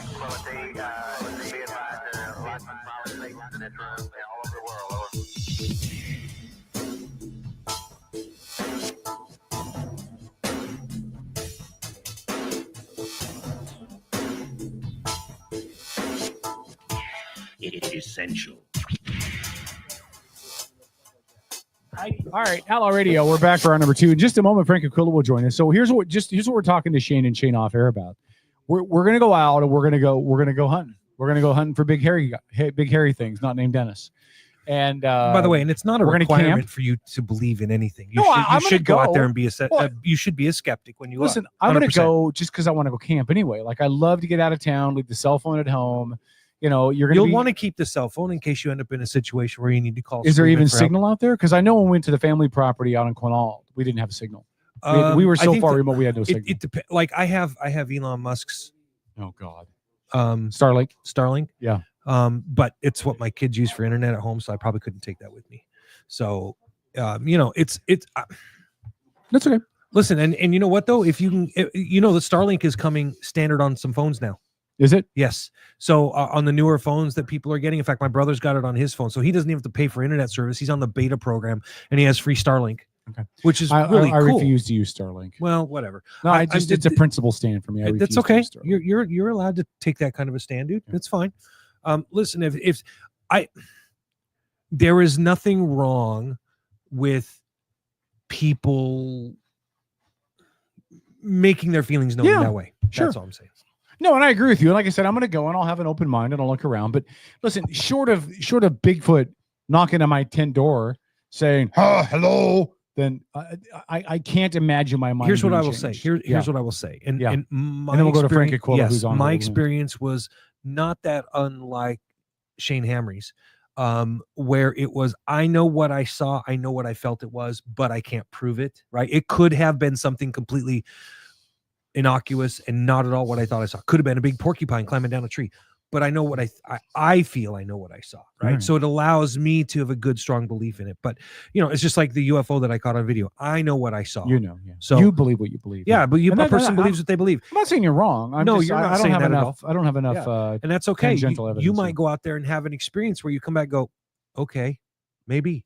What is more likely, Paul? And I'm going to ask Frank Aquila the same question as well. Yeah. We're getting ready to bring him on once he's Yeah. done moving around over there. Yeah. What's more likely, that there's a Bigfoot or that there's a single person like a Barack Obama who can save the Democrat Party from itself? I think it's more likely that. Oh shit, that's a good question. That's a good question. Let's ask Frank. Yeah. Let's bring him on the line. Hold on, he's still moving around. I'm going to let him get It's okay. situated. It's okay. Listen, he's there in, he is. he's in California, and down there you got to be light on your feet. What up, Frank Aquila? What's going on, buddy? Hey guys, how are you? Good, Oh, good. man, we're better than Hold the on. great state of. Do you California. believe in Bigfoot? Before we get into politics, Frank, do you believe in Bigfoot? No, I think it's a hoax. Thank you. My friend Frank and I agree. Hey, you do. We don't you agree do. on everything, but we agree on that. Well, I bet you can agree on the state of California. Frank, today. what's more likely, that there's a Bigfoot or that there's one person that can save the Democrat Party from itself? That's a good question. I mean, you actually stumped me on that one. Yeah. I think it's I think basically politics is it changes every 3 weeks. It makes really strange does. bedfellows. Yeah. So you could have things where things change politically very, very fast. So who knows what might happen with the Democrat Party? I mean, I think some people in the Democrat Party are trying to pull it back to the middle, and while you have other just recently, I think you have a couple of state senators actually just left the Democrat Party. There's been a lot of people in the middle that have just left. It all depends how far they want to pull the rest of America in the wrong direction. That's a good comment, Frank. We have a good friend of the show named Chris Gergen. He's a Republican strategist out of Las Vegas, but he had done some stuff on campaigns and stuff up here. And I don't know if you've ever heard of Chris, Frank, but Chris posted on his page today that in 4 years the Democrat Party is going to be essentially defunct, and it's just going to be a regional party, more on the West Coast than anything. Do you agree? I mean, is the Democrat Party headed to that kind of implosion, or is this just cyclical like it always is? I think the pendulum will always swing, and I think basically the Democrat Party went so far left, and I think they're pulling a lot of the people to the left as well, but they've swung so far left that there was kind of a revolt against it. Trump's exposing how crazy they are, and remember, Trump didn't win as a landslide like he says. He did win all the swing states, but a landslide really would be what Reagan did. I mean, just winning Yes. the whole electorate. Mhm. So when you have the whole electorate winning, except for Minnesota and D.C. back in 1984, that was a huge mandate. You still have the lunatic Northeast. You still have the left coast, and then you have Chicago. So the Democrats have a stronghold, and they come up to bat with some good designated hitters right there in that lineup before they try to go ahead and pull off some swing wins. And I don't put anything past the Democrats. I mean, hey, they'll do anything to win, and by hook or crook. And as Stalin once said, it doesn't matter who votes; it matters who counts the votes. Who counts the votes? Yes, sir. It's interesting watching the stuff that's going on down there in California this weekend, Frank. And first of all, my heart goes out to Californians. I was there during the Rodney King riots in the Army, and my wife's dad was there during the Watts riots. And I'm not saying that these are going to blow up like that, but I think that it's on the cusp. Like I think it's really on the edge, and it's going to come down to what some people do or don't do here over the next 48 hours. Do you think that Trump did the right thing by activating the state's National Guard without the permission of the governor? Absolutely. Especially Amen. When you have Gavin Newsom and Karen Bass, who basically are behind the curve. They're trying to figure out, well, what should we do? Trump's taking action, and Yes. that's the same thing happened with the wildfires. They're always running late, and they don't know what to do, and then everything burns down. Trump's not going to wait for everything to burn down before he takes action. And you know what? Honestly, I mean, hey, I like the fact that Ray, we got to call the Marines in. Call the Marines in. And really, what the anger that's out there should really be focused on the Democrat Party that allowed all these illegals into the country, because now that they're here, they don't want anybody being taken out. They should never been here to begin with. That's right. There's a legal process. Kevin, you met my wife. She came here legally from Portugal. She's and her family came here legally from Portugal. And let me just say, your wife is an amazing person, and I really think you married up. But just so you know, and I've got on her a little bit. She needs to get her American citizenship. She's got her green card for all these years. But the point is, her and a lot of my friends who have come here legally, they have done the legal process. And if you're going to go ahead and undermine that legal process, then every single person that has come to America legally, you want to talk about reparations for people from 150 years ago, black slavery. How about all these people who have paid their dues? Are they going to get a rebate if we're going to just allow illegals to come in here and just grant them amnesty? They didn't have to pay anything. So should everybody that's done the legal process, should they then be refunded? And I don't think that we should go down that road, but we shouldn't go down the road of amnesty. We should not go down the road of just parading these people in, have where we don't even know who the people are, and you have a bunch of rapists. A lot of these people that come across have been raped. They're being sent in by the drug cartels, human trafficking. It's just horrible what's happening, and we need to really kind of be at a point where we know exactly who's coming in. And I didn't even touch on the terrorists, the people that are coming here that are terrorists. I mean, that one guy that just recently did a terrorist act, in Boulder. Yes, in Boulder, Colorado. That was horrible. And he was here on expired visa, and it wasn't the first visa. He actually came here, and he wasn't supposed to be here to begin with. So, and it was the Biden-Harris plan that allowed him to continue. Yeah, I think when he came into LAX, and they allowed him to go ahead and continue to be here. It's just it's a mockery of the system. Well, and here's what I don't get with the immigration thing, right? Like I I can understand, not necessarily agree with, but understand some of the left's arguments on some of this stuff, right? On the immigration debate, though, I don't understand. Like, I don't know how anybody can make a reasonable argument that we should just have an open, porous border and everybody can come in that wants to, and it doesn't matter what they do once they hear or what they're accused of doing in their home nation. We're going to provide a spot for them. Everybody went bat crap crazy over the dude that got accidentally, air quotes, sent to El Salvador, and now he's coming back here, but he's coming back here to face charges of human trafficking. Like, that was the guy that we're going to fall on our sword for. Oh my God, he got sent to El Salvador. The dude was human trafficking. Let the El Salvadorians put him in their prison and foot the bill for him, as far as I care.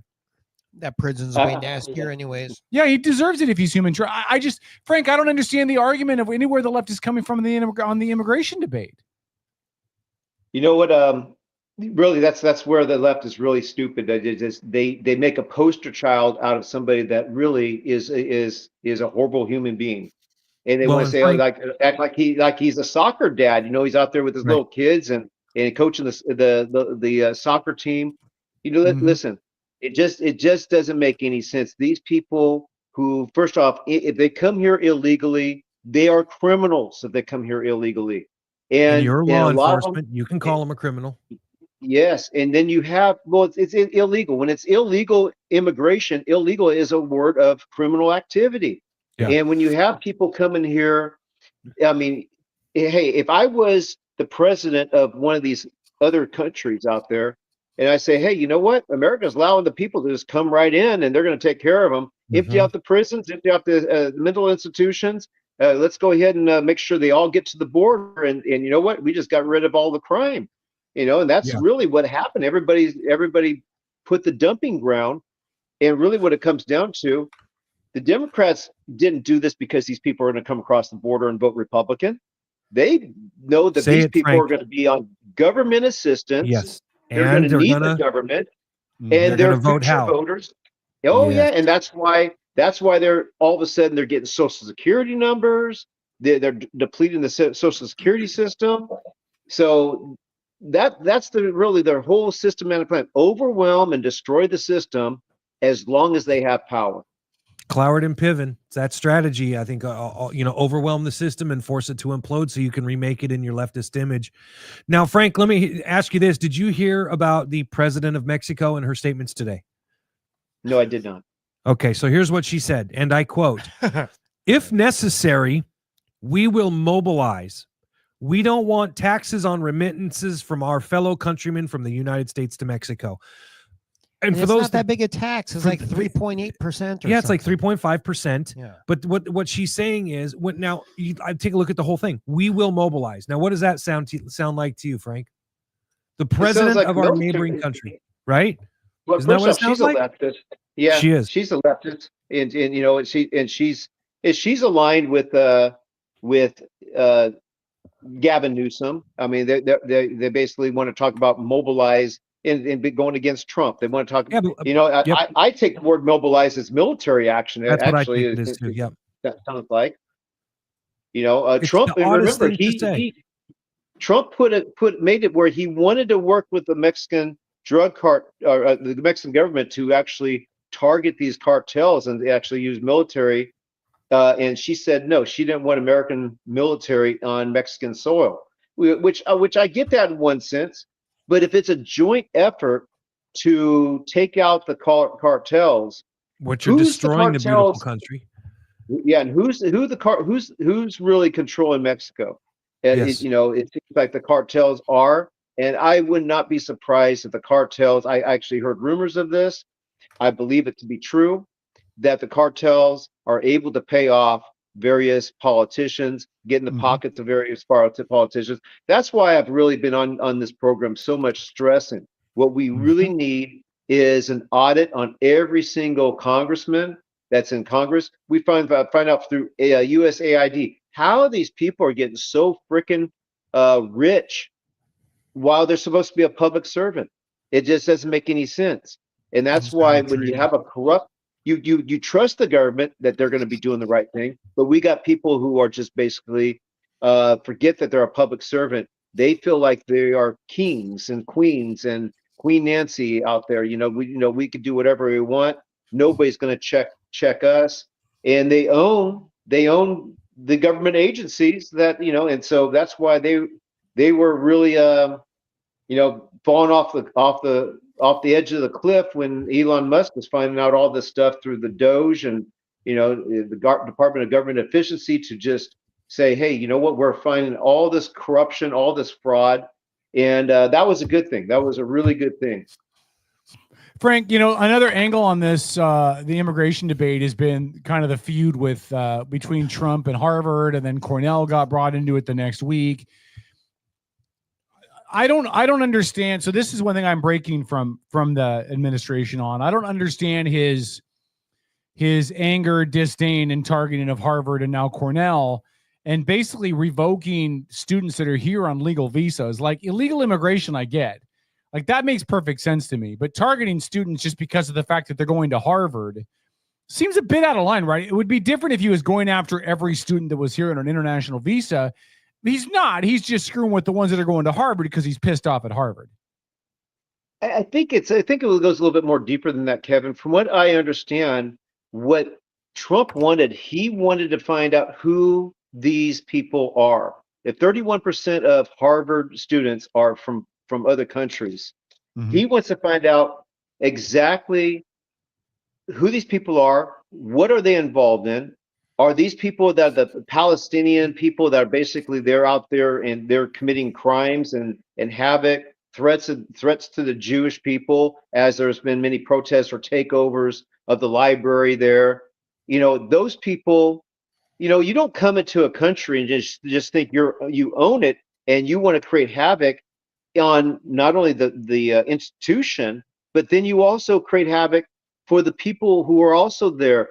I think every single person that goes to school should have a right to their education without being disruptive or being fear. And that's where they crossed that boundary. They were threatening all the Jewish students.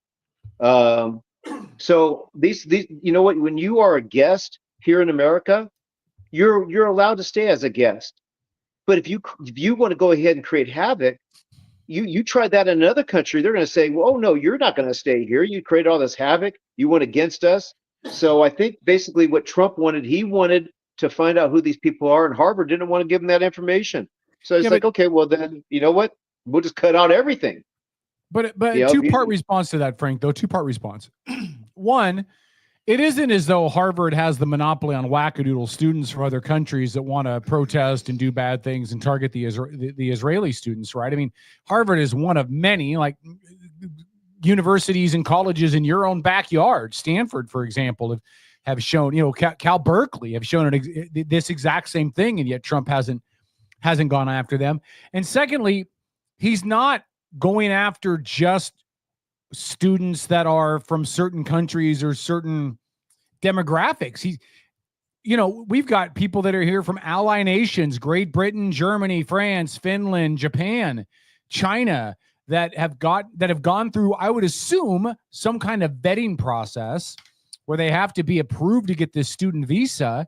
And now they're all in limbo, whether we have any reasonable cause to accuse them or not. It just, to me, it seems very targeted to Harvard.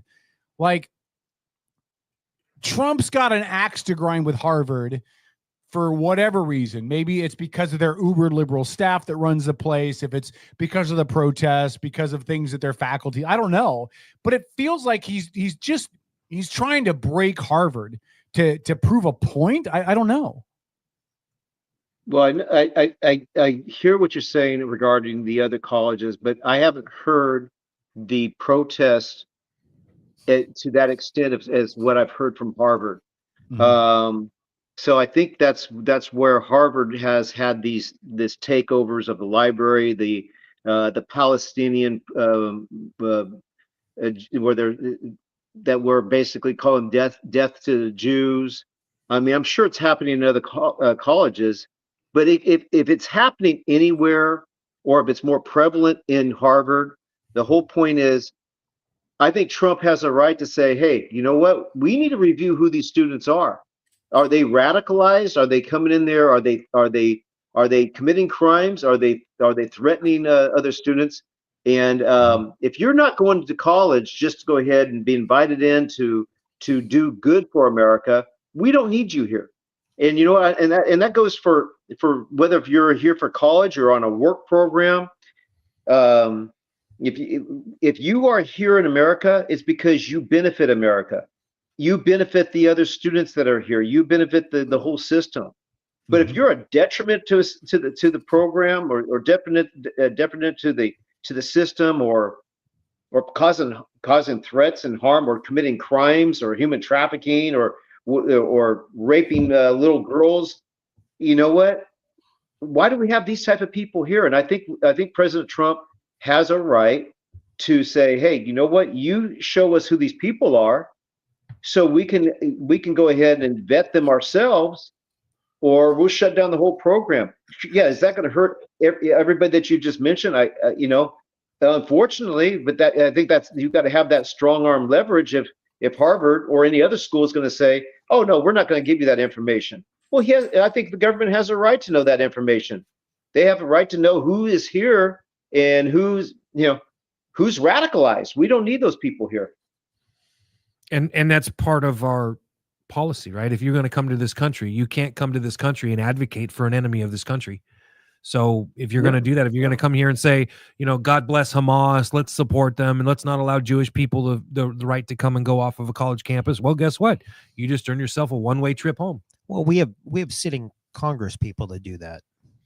Well, but people that are here to go to school are here on a student visa. No, I understand what you're saying. Yeah, the Secretary of State has the right to reject that, take that visa back. But we do have sitting politicians. Yes, but there's two different things. It's absolutely two different things. Sitting politicians are American they're citizens. American citizens. And a student here on a visa, if you're going to come here and advocate for an enemy of this country, you're gone. I understand what you're saying, but Okay. what I'm getting at though is, the people in this country are going to copy the leadership. But that's not the point though, Tom. In this sense, You don't right? think so? No, I personally, this is just me. I listen. I think he's got a point actually. But go ahead. Tom, and listen, you guys can tell me if I'm right or wrong. Okay, Frank, I think Frank will agree with me. When the Secretary of State, it's the State Department that issues visas. They have a checklist, right? And if you're going to do any of the things on that checklist, you don't get that visa. So Right. if you say, I'm going to be a nice, peaceful person, I'm going to come to the United States and I'm going to study engineering, and you don't bother to tell them you're going to study engineering so that you can go home and make bombs for ISIS, right? Then they're not going to know until your behavior catches up with your desire. Right. And once your behavior catches up or your desire catches up to your behavior, then I think it does behoove this country. It does behoove our State Department to say, oh, you know what? That guy's out there, supporting returning the 12th imam to power. And as such, we can't have him in this country, and American citizens that are at those universities, they have a right to go to class, which they're paying a lot of money to do, free from harassment or violence. And agreed. That's where okay, good. We're all in agreement. But I think the challenge here is that when you there's see nuance there. Well, and when you see Rashida Tlaib or Pramila Jayapal or Maxine Waters, and you see what happened to her today, and they're your representatives, and they're out there advocating for Palestine, and they're out there advocating against Israel. Right, and those are American citizens. But and you're a foreigner, and you see that, you're empowered. Because if they're doing it, why can't I? I mean, they're the leaders. Why wouldn't I be able to get behind what the leaders here are saying? I'm not saying they can. I'm just saying they're empowered. Let me put this in another way for you. If you're too stupid to understand that there's two different standards of behavior, if you are a guest in somebody's home, the homeowner gets the right to put whatever channel they want on. If you walk over and change the channel whenever you want, you're going to get kicked out of that house. But you're missing my point. My point is not that you're wrong. You're right. There is a standard. But when immigrants who don't know better come to this country, they don't know the rules of our nation. And when they come here and see our leadership acting a fool, then they think they can act a fool too. Yeah, if I go to your house, Paul, and you guys are drunk, throwing the furniture around, breaking the dishes on the floor, I'm going to think I can do that too. Now, I know that I shouldn't because I'm a grown-ass adult. I shouldn't be a moron. Yeah. But if I see you acting a fool in your own home, I'm going to act a fool in your own home. I guess it's a minimum IQ necessary to ride this ride. But they don't give tests. Hold on, Frank, go ahead, Frank. Let me just say, you guys are all right. Paul, you make a great point, about the standards that these people should have. Kevin's right. Tom's right. because you know what? When you start talking about the leadership, I honestly believe if you can't take an oath to America, why would you be a person even in Congress? You know, I think you should be expelled. I think those people that Tlaib honestly should be expelled. She's not there for the benefit of America. She's actually represents in her district a bunch of people that are from Somalia that hate America. You know, so in Tlaib also she represents a district of people that Strong hate America. Palestinian base. Yes. You know, so if you are in Congress and you do not love America and you can't take an oath to love America, yeah, you know what? I don't understand how these people how they even get elected. You know, it's interesting, Frank. We all, you know, we're in Washington State, you're in California. We suffer the same exact problem in our two states, right?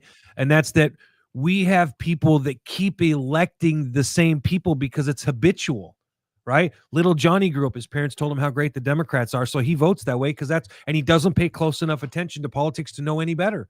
The level of programming on the West Coast of this country is insane, in my opinion. It's absolutely insane. My wife and I have talked about moving because we're literally concerned about raising our children in a state that's so far to the left. It's a legitimate concern. Frank, let's switch gears a little bit. I want to get to some of the fracture that we've seen out of the Trump administration over the last week and a half or so. Elon Musk leaving the organization. They had a kind of a weird little get together at the White House and kind of said goodbye. And Musk said he was gone, but not really gone. And then the minute he left, there were Musk was posting some weird stuff on Facebook and attacking Trump's bill, which I thought was interesting. Then he published a tweet on his Twitter and then later removed it that said that Trump was on the Epstein list. I don't want to get into the accusations because there's no way to vet it one way or the other. Well, Elon was right. Trump was on the Epstein because he flew on the plane at least once, and that's been very public for a while. Yeah, but the question is what happened and what does this mean, if anything, to the administration? Because this breakup or whatever you want to call it is very public, and Musk is one of these guys that owns X and can mouthpiece as much as he wants to, so this probably isn't going to go anywhere. It's not going to quiet down. I mean, it's not going to get silent all of a sudden. You know what? I consider it a very, very disappointing thing that if they have a difference of opinion on something, you know what? It's a matter to keep things private. They have a discussion, agree to disagree, and maybe move on. I mean, they were loving each other. You know, Trump came out and he went and bought a Tesla, and he was getting in the car with Elon. I mean, Elon was doing such a great job, and Trump was giving his joint session to Congress, you know, praising Elon, and you know, they were commenting how in an interview how, you know, people would love to try to go ahead and split them up and make an issue, but I think Elon's gone off the deep end. He's got to remember that Trump is the president. You know, you're not going to agree with every single thing, right? And you just don't go off the deep end and just start going crazy just because you have a disagreement. Now, what I don't know what the whole beef is all about. I've heard bits and pieces. It doesn't make too much sense. I mean, it's all over the big beautiful bill. That's what I've heard. The big beautiful bill, and Elon thinks that he should be cut more, and that's all fine. I mean, if that's really what it's about, and I heard Trump say that, well, he's just mad because I took back the EV mandate. I don't know to what extent. It just seems to me, if you're going to start pouting over just some minor details of the big beautiful bill or the EV mandate, if those are really truly the reasons, it just seems like, you know, you don't have a temper tantrum just over that. And I think Elon, you know, just really went the wrong direction on it. You know, I mean, he could have said, you know, hey, I disagree, but you know what? You know, he could even publicly disagree. He could say out there, you know, I think President Trump should have had more cuts. You got to realize though that Trump's dealing with a Congress that I think the Congress right now has a thinner majority than the Senate. You know, It's you as just if have a Elon. really Yeah, it's as if Elon doesn't recognize that he's not dealing with the Look, Trump is pushing for this, but like you said, there's a Congress behind this. You know, you got a House and a Senate, and those got lots of people with varying ideas, and so he's spouting off to the president because he's pissed about this big, beautiful bill, but it's not the president who's putting the bill through Congress. It's not the president who wrote the bill, right? So Congress is trying to meet the president's desires and needs for this bill. Now, having said all of that, I think that there's some legitimate concerns. And first of all, I give Trump a lot of credit because Trump has actually kind of done a good job of containing himself through this. But I think there's some legitimate concerns to the drug usage by Elon. If you look at the last time he was in the White House last week, right, and you watch him standing next to Trump, he looks like he's on something. And it's no secret that he has a ketamine addiction, right? And that he loves to do marijuana and those kinds of things. He's made that very public. But he does look like he's tripping on something while he's standing next to the president. Head movements, looking like, Hey. What? Easy on the marijuana stuff. Anyway, the point, I would invite anybody who hasn't seen it to go back and look at how Elon is. He can't stand still. He's got the head. I mean, he looks like he's, a blind piano guy. Is doing the head thing, and it's but they've related that to some of his autism and stuff too. He's not autistic. Well, some people have said that he is. I don't know. He's got ADHD. He's high functioning ADHD, and that's not one of the symptoms of it. I'm just saying that I think that he does display the characteristics of somebody who was on some heavy drugs, and he hasn't made a secret of his drug usage. And okay, that's fine. But I also want to draw this all back to one Kevin will appreciate this. Mm-hmm. When we look at history, we have one very good example of a similar set of circumstances happening in history. Frank, do you know who I'm talking about? No, go ahead. No, I know, right? Because that leaves history's open, right? History's a big topic. It is a big topic, yeah. So we had a couple of founding fathers who went through a similar situation. Do you remember, Kevin? Are you talking about Jefferson and Adams? Jefferson and Adams. Yes, that's yeah. right. And it took them a while to make up, man. And they had some legitimate policy issues. A lot of Hamilton in the middle of that too, by the way. The greatest founding father, Alexander Hamilton. And which, by the way, I'm related to Hamilton some way, somehow. Are you really? Are you in the musical, Frank? I'm just kidding. The wrong color. No, A couple people in chat too said that they think that this is all just kind of a distraction or a game to keep our minds off of something else. Like we're going to focus on Trump and Musk fighting so that we're distracted. That's awful 9/11 of you.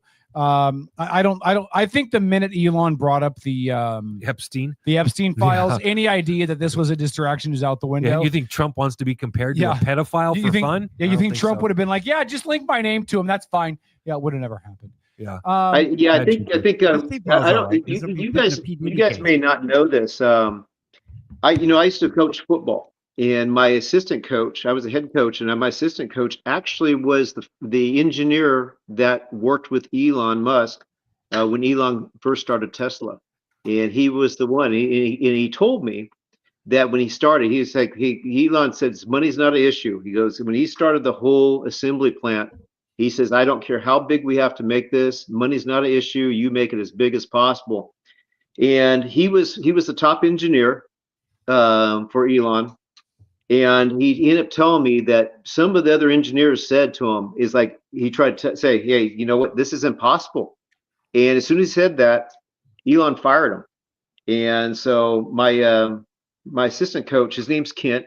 He said that he took on the task of setting up that first whole assembly line for Elon Musk. And matter of fact, he gave me a call and he said, hey, just want to give you a scoop. You want to invest some money, invest in Tesla. And this was like 15 years ago. And when I went down to Las Vegas, Kent, he lives actually in Las Vegas now. And my wife and I, we went down there about 2 years ago.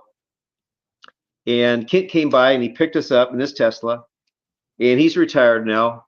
And I said, I remember when you told me to buy Tesla, and he goes, coulda, shoulda, woulda. But that was a good story, just knowing it. So he gave me the mindset of Elon, how Elon works. Yeah. And basically, if you don't do it Elon's way, he fires you. So I don't really buy the whole thing that maybe he's on drugs. I don't know, but I think he's somebody that's arrogant in his own way. He wants to get things done. I know he went into Twitter. He fired a whole bunch of people at Twitter. So he's a business mind person. He wants a smaller government. He wants a smaller business, so that basically he has just the right amount of people in place to do their job, work hard, and succeed. And if you are overbloated like he sees, then he kind of takes it personal. Hey, I'm out here. I've just been exposing all this government fat, and yet you're going to have the big beautiful bill, and there's going to be a whole much more government fat in there. So maybe he just took that personal. Maybe that was a personal thing, and he just really kind of went off the deep end about it, whether or not drugs were involved or not.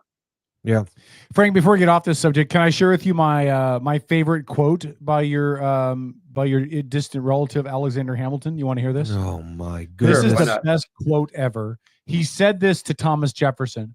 Quote: "There are approximately 1,010,300 words in the English language, but I could never string enough words together to properly express how much I want to hit you with a chair." Didn't they have a duel? There was a duel, I believe, at one point. Not between him and Jefferson, him and Burr. Yeah, him and Burr, and Burr Burr killed him. But by the way, again, totally off the beaten path. If you ever want to go down a rabbit hole, Frank, read about the life history of Aaron Burr. Because after he killed Hamilton, he was eventually charged with treason for some other things he tried to do, deals he tried to make with other foreign governments. He left the country, went to Europe. They finally dropped the charges. He came back. He got married to this old lady. Then they ended up getting a divorce, and he wanted to, get money out of her. So he had a little bit of a nest egg. So she hired a defense attorney for her divorce to make sure that her assets were protected. Do you know who her defense attorney or her divorce attorney was? Alexander Hamilton, the original Alexander Hamilton's son. Oh, really? And they kicked the crap out of Burr in court, and literally, I think it was the next day, the day after the divorce decree was final, and he got nothing. Burr died. True story. So Hamilton wins. It's very interesting. Very interesting. See, you think the feud between the Republicans and Democrats are bad? Yeah, they were. I wouldn't mind a duel out in the street. I think first off, you think Adam Schiff, he could pull out a gun? He'd shoot himself. See, I was hoping you might say it because I feel he'd you shoot himself in the crotch like that New York Giants football player did in the nightclub like 15 years ago. Do you remember that? I remember some wide receiver took a gun into the nightclub in New York City and shot himself in the crotch. That happened to me. I think that happen to you? Well, I think no. we should bring dueling back. What happened to me was you shot yourself in the nope. crotch. I had after I had sold the club, the strip club. Yep, I started up a private investigation bounty hunting business and security. And our biggest gig was a security gig at the worst nightclub in the county, O'Gallagher's. Yep. And the first thing we did was we instituted a dress code. No NFL football teams, jackets, stuff like that. No hats at all. Things that we thought would cut down on gang-related activity. And this guy kept wearing an Oakland Raiders hat, kept getting pissed at me because I kept taking his hat off, and I finally told him if I take the hat off again, you're 86th. Didn't see him again. He went outside, didn't see him again. An hour before closing, 1 o'clock in the morning, sheriff's deputies come to the front door of the bar, and they asked to talk to me. And I'm like, yeah, what can I do for you? And they showed me a picture of him, and they're like, do you remember? Do you know this guy? I said, oh yeah, he left like 3 hours ago. They're like, well, he's in the ER right now. I'm like, okay, why? Apparently, he went to his car and he was going to shoot you. And he put his 9mm in he shoved it down the front of his pants and discharged his weapon and blew his testicle off. Oh, good for him. And I just looked at him. I'm like, oh shit, what do you want me to do about it? Yeah. I'm like, wow, okay. Well, the immortal words of Tom Petty come to my brain. Free balling. All right. Frank, let me just kind of an overview questions. We're talking some historical stuff now with, Paul brought up earlier Jefferson and Adams and we've seen really contentious periods in this nation's history between the two parties, and obviously slavery and the Civil War and all that, probably the worst. But how men in white hats. How much worse is the discourse now than through most of our history, or is it exactly the same? We just hear more about it because of 24-hour news and social media people who'd get punched in the nose for it's a saying good what question. they say online? It's a good question. That is a really good question. I think Evan, if we're talking about duels of back in history, but I think I mean I don't know what those duels are about. I'll be honest with you. I don't know to what extent that they were so upset that they wanted to kill each other. Right. But I'm going to shoot you over would, my sister's honor. No, fuck her. Yeah. Right. Well, that's probably what led to the duel. Yeah. I think by and large, I mean, you look at history. As I touched on this before when we spoken, the Democrats and the Republicans, I think, kind of came together, especially during wartime. They came together in trying to have policies. There's one thing there can be disagreements in policies of what direction we're going, but when it came down to loving America, there it was unwavering. Republicans and Democrats, they loved America. They stood and they had their hand across their heart and pledged allegiance to the flag and patriotism. I don't see that so much more with the Democrat Party, as we just kind of alluded to. We got people that really they would be tried for treason if they were trying to run for Congress 200 years ago. They would, I think basically there's a lot of people that shouldn't be in Congress. They're not a public servant. They don't have a servant's heart. They've made it their gig to basically just rip off America, and they know that their constituents are going to keep voting for them. They're in a high Democrat, and I'm going to say Democrat because it's predominantly Democrat. I mean, I don't know if Republicans are in there. No, I imagine there's Republicans in there that are self-benefiting as well. But I would like to think that all of our people that are our representatives love our country and they want to do what's right for America and having a servant's heart. And that's why, I mean, I strongly, if anything, anybody who's running for Congress, I would be yelling as my top priority as a person running for Congress. I would be demanding audits on all these people. Automatic. There has to be an audit that everybody can see every dollar that they've made year in, year out. So who's funding them, who's supporting them, and it's all got to be made public. And if they're getting money, from what I understand through this whole thing with USAID, that various senators and Congress people say, "Oh, I don't even know how I made all that money." Well, it should be exposed. I think it should be exposed. I think people should know. And if they claim they don't know, well, then they need to know themselves. I think basically they need to see that. You know what? That if they're in there and they're profiting off the American people, if there's a system that's just bad and we're paying for transgender surgeries on cats in Somalia, I mean that we have to stop all this nonsense. I mean, and sending millions and billions of dollars around the world, we need to be focusing on the American people. And if people that are illegal that are being placed on I mean, I think there was people that were found out that they've been getting up to 21 checks of Social Security. How is that right? People are like, oh, I didn't know. And how do we have people that were 100, 200, even 300 years old collecting Social Security checks? It just doesn't make any sense. And so I'm glad Doge has discovered this stuff, but if we want to keep our country and basically turn around the deficit, there's got to be major moves. And instead of just destroying the system, we have to fix the system. So that's where Trump was right. He had Elon in there. Elon was the right guy. He found all this stuff. I wish that Elon wasn't making this big issue. But again, I mean, also he's seen that we're continuing the government waste with the big beautiful bill, whatever it is. I do believe there needs to be some cuts, and we need to go ahead and figure out. And I will summarize it with this: we have to have our government officials audited. every single year to know exactly how they got the money and where they got the money from and make that all public. Yeah, if you ask them where they got the money from and their response is, I don't know, then they should lose the money.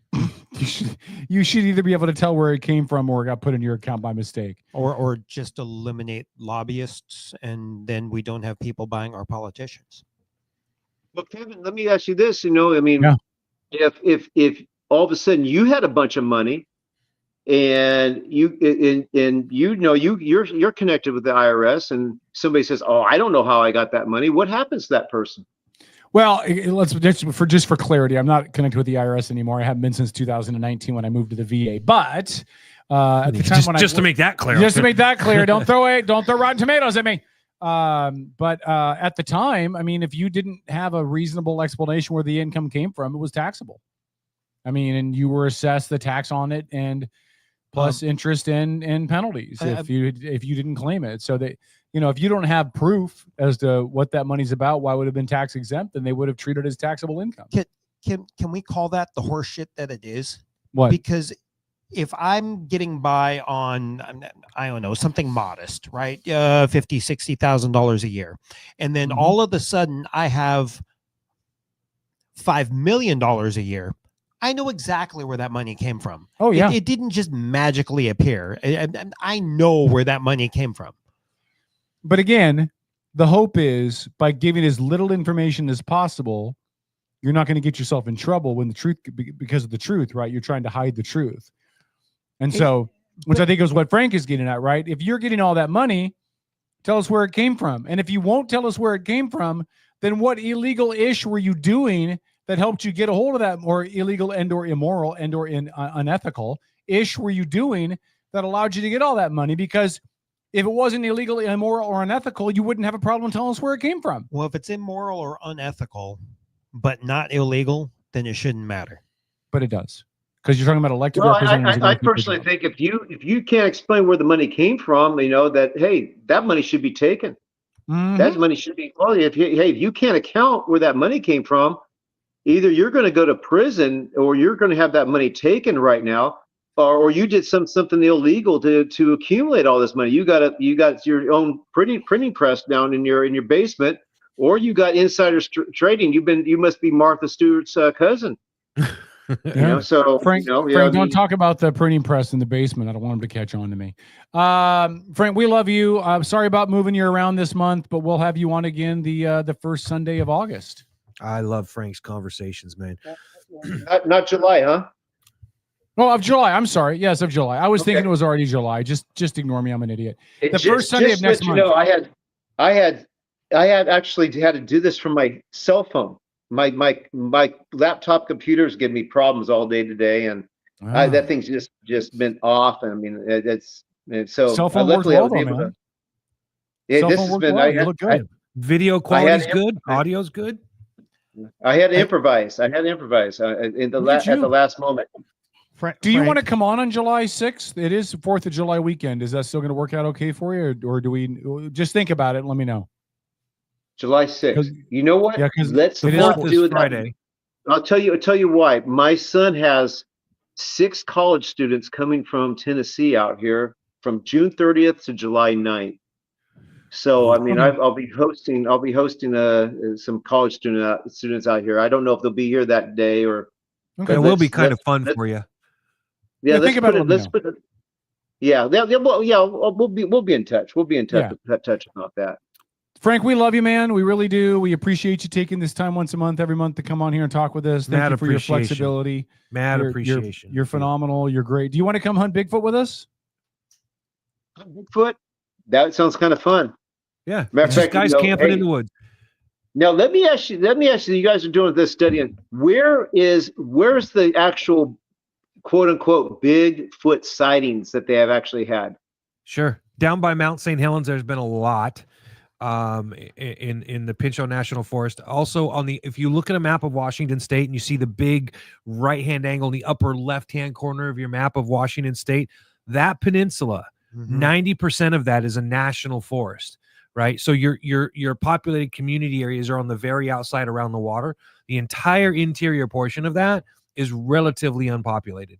and magnificent deer hunting. Yeah, it's The only reason I asked that is because when my wife and I were traveling Tennessee near the Smoky Mountains, we saw signs out there for Bigfoot sightings out there. So I'm thinking, yes, it's big there. Bigfoot, yeah, but so I mean, that's what was there allegedly sightings out there? Was it where you're saying over there near Mount St. Helens? I don't know even know. There's a lot in Texas, a lot in Minnesota, Ohio, upper state New York, Maine, New Hampshire. So he's traveling. He's traveled around a lot, didn't he? Well, I think he just has a really big extended family. And he's got a lot of frequent flyer miles. Mount St. Helens is on I-5, kind of. It's a little bit east of I-5, but it's on down near the Oregon border. So just that part of Washington, if that helps narrow it down for you. And you have that Red Bluff Canyon there down in Northern California, down there by Mount Shasta, where the Gimlin Patterson film was taken. So, I mean, it's been all over sparsely populated areas. And the more we build, the more we push them into those more sparsely populated areas. There's no Bigfoots, Paul. We know. We've heard you, Kevin. We've heard you. There's no Bigfoot. We've heard you. I know you think that the rest of the Native American culture, people who talk about it, are clearly bonkers. I understand. Listen, I'm not going to badmouth my Native American ancestors. No, but I of will course tell not. you that there were some Native American ancestors who believed that rocks had spirits. Well, and some of them smoke peyote still to this day. Exactly. Frank, just ignore us. We're all silly, but we do appreciate you. We love you. Thanks for coming on the show. We'll absolutely talk with you again next month, my Hey, friend. hey, real quick, is there a better chance of Bigfoot being real or the Mariners winning the West? I think the Mariners very well may win the West this year. Okay. They're two All games right. over 500. They've just lost 5 in a row, and 22 of their last 27 they've lost. They're gonna be under. Listen. People gave me crap for putting this on Facebook. Before the end of this month, they'll be under 500. Maybe. Yep. But listen, I mean, if you want to make money betting on anything, listen to what Kevin says. Do the opposite. I think. You know what I think is more likely, Frank, is the Mariners are going to finish ahead of the A's in the standings. I'll tell you that right now. Yeah, they were close. They were close about a month ago. Then the A's just really kind of just fell off the cliff. Yeah, and now the Mariners are. Mariners, and the A's are going to be. The Mariners have a deep farm system. Yeah, they do. The A's are going to be screwed when they get into summer in Sacramento, though. I mean, playing out in that heat every single day in that little stadium without all the amenities, they're going to be hosed. They're done. Put a fork in them. Or they're going to be tough. Only preparing them for the Las Vegas heat. That's right. That's right. Frank, we'll have to go to a Las Vegas A's game together sometime. I am always looking for a reason to go to Vegas. That would be fun. That would be fun. All right, buddy. Hey, make sure you come up here and visit before you move to Tennessee, so we can go see a Mariner game. Or yeah, we'll have to make arrangements. Because we are putting up the house for sale in 2 weeks. Oh, so okay. Wow, exciting time for you. Yeah, there's a lot of things have happened. I lost my dog last week. Got a new puppy now, and just trying to adjust on all that. And no, that's rough, dude. Yeah, that's rough. How soon will you be making the move to Tennessee? Then, what are you thinking if you're putting the house up in a couple weeks? What are you thinking? By before fall? Oh yeah, I would say the beginning part of August. Okay. Yeah. Well, listen, the only thing I can tell you about Tennessee, having spent a lot of time in the Army at Fort Knox in Kentucky, kind of close by there. The only thing I can tell you about Tennessee is you got to love the people from Tennessee. I mean, family trees are stumps. And you just, what? There's a good whiskey culture there. Okay. You could actually go on Fox News right now. And it shows a plane that crashed in Tullahoma, Tennessee, and that is the city that I'm moving to. Wow. So there's a regional airport, and there's actually an Air Force facility out there as well, Air Force base. And but anyways, they were doing some skydiving, and literally that plane crashed right in the same city that I'm going to actually be moving to. Well, the chances of that ever happening again are next to nothing. So you're safe. Were there survivors, or do they? I saw the headline. Yeah, they all survived. There's I was reading the article just before I came on air, and I saw that there was 3 people that were rushed to the hospital. One had severe injuries, but they landed into a field. But just after takeoff, they had to crash the plane on the. Wow. So okay.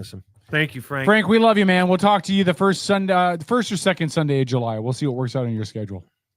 Sounds good, guys. You guys be safe. Enjoy your summer. Give our best to your amazing wife, and thanks for coming on, buddy. We'll talk to you next month. Okay. All right. Bye now. All right, there he goes. All right, Frank Aquila, author of the book Sarah Palin Out of Nowhere, longtime friend and supporter of the show, good dude all the way around, and always takes a good amount of time to spend and chat with us about all the stuff going on nationally. Ladies and gentlemen, enjoy your he's really plugged in experience with Holly Free Radio. Holly Free Radio on the Outlaw Radio Network. We'll take our bumper break. We come back. We're going to spend the whole rest of the hour going local. Bunch of stuff to talk about, right? I thought, we could like recite some stuff, from like World War II. Yeah. John has a long mustache. John has a long mustache. So, Holly Free Radio. Holly Free Radio. Just a reminder, we'll be talking about the North End representative and his little Greg op-ed in the Nance. paper. We'll talk a little bit about me taking even more shots at the KCRP, the Kitsap County Republican Party. Yeah, and there's a manhunt going. And there's a manhunt going on for a dude, and they're closing roads and And parks. it's not and stuff. enough. It's not enough. We'll talk about it all. Stick around, Too Outlaw much Radio. danger for 20K.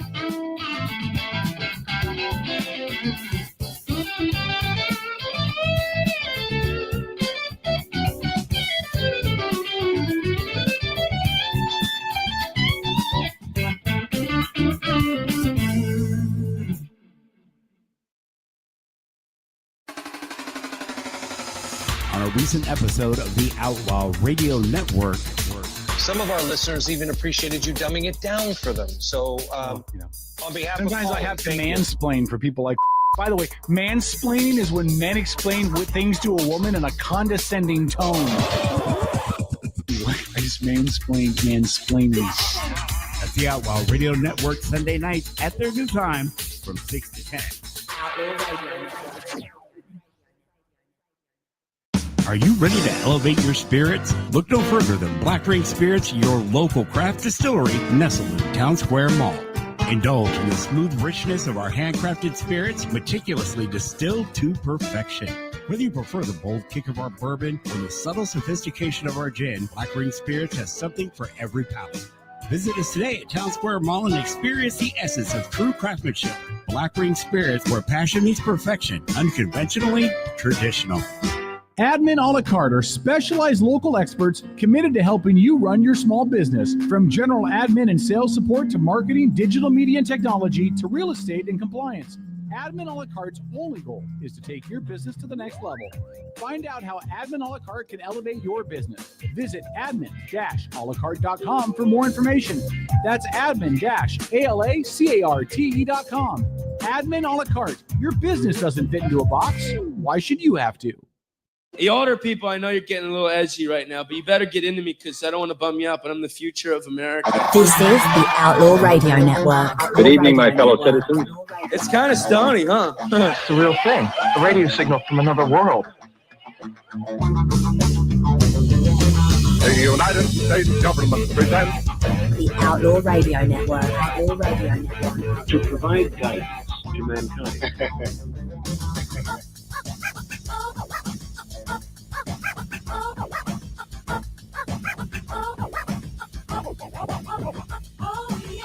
Outlaw Radio.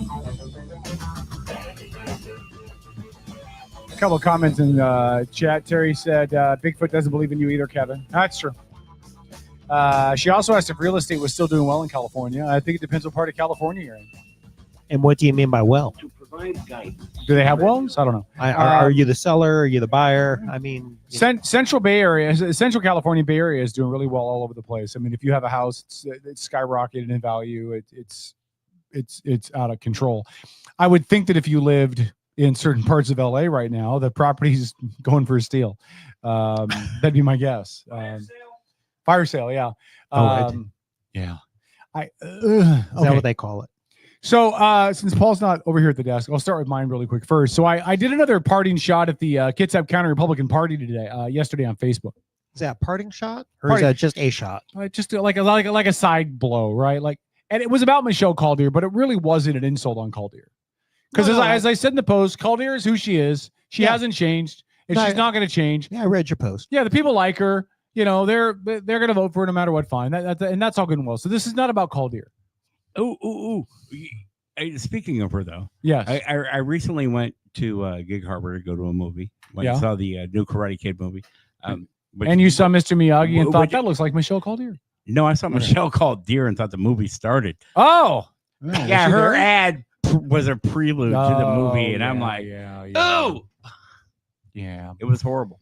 Yeah. So I posted this, and I'm going to keep coming back to this, right? And Dave McMullen, bless his heart, fan of the show, Pierce County Republican Party chair, commented, and I'll tell you what he said in a second. Oh, that wasn't part of your post that I saw. No, he replied to the post. Right. I didn't see his reply. So I'm Yeah. curious. So I basically, I called out the KCRP again. Because look, a couple years ago, the KCRP hated Michelle Caldier. They accused her of tripping and assaulting an elderly member of the county Republican Party. They said that she didn't vote in ways that backed up the party agenda or the party platform. They accused her of caucusing with the Democrats. I mean, and some of them made accusations that she was actively working behind the scenes to help make sure that Jesse Young lost when he ran against Emily Randall for the Senate, and that he lost the last election when he tried to get his old seat back for the House of Representatives. Now, are there any teeth to those claims? Though? Well, but doesn't matter if there's teeth to it. Okay. Because these are what are being said by members of the KCRP 4 years ago, 3 years ago, 2 years ago. So 2, 3, 4 years ago, Michelle Caldier was persona non grata. She was a horrible person. She did all these things. She didn't represent Republican values. She was actively screwing Jesse Young in his reelection, in his election campaigns. She didn't vote in a way that aligned with the party, and she assaulted a fellow Republican Party member at a meeting. Now, I'm not saying all that stuff is true. I'm saying that's what people in the party, in the KCRP, said about her. So fast forward to the 2024 election, and they endorsed her, and they ignored everything they said about her. So my thing is not a shot at Caldier. I mean, Caldier is Caldier. But if the party had such issues with her, we interviewed people on this show from the party. Robert said that claim, I don't know what that claim is. Robert, be a little more specific in chat because there's a delay. If there were accusations made 2, 3, 4 years ago, then the party should be a little more forthcoming about what changed. And here's their options. Change number 1. We were wrong. Everything was unfounded. We were wrong. Change number 2. It was founded, but we've talked with Caldier. We've worked it out. She's committed to X, Y, and Z, whatever. Or change number 3, which is what I suspect. You rode with the horse that brought you. She's the most recognizable Republican name in the county. She has the most long-term success in the county of any Republican right now. She's the only Republican in elected office in the 26th. In I dare say all of Kitsap County. I don't think the 35th comes up into Kitsap, does it, Paul? The 35th? Yeah, I know that's down to Belfair and stuff, but does it come up into Kitsap? Yes, it does. Yes. Okay, all right. Not much. So, okay. It comes into the Seaback area. Yeah, okay, I would say okay, it's just okay. like a little tickle, right? Yeah. So, no, I mean, it's yes, it comes. There's a significant square mile So kind of area. in the areas of Kitsap where people live, she's the only Republican. Okay, so the KCRP, the Kitsap County Republican Party, could just be saying you go with the horse that brought you, and she's won consistently. She has the best opportunity to take the Senate spot. We're going to go with the horse that brought us because she's our best shot at winning. Okay. But own it. I'm just saying. I just want to hear. I want to hear the reasoning. Robert said in chat, and again, he's active with the KCRP. I don't know if he's on the board or what he's doing with them specifically now. You can share that in chat if you want to, Robert. He said the assault claim is true. I had a personal beef with Caldier, but not over her voting record. The biggest beef was over her endorsement of Christian Eng, a Dem for Tacoma Port. Yeah, I forgot about that.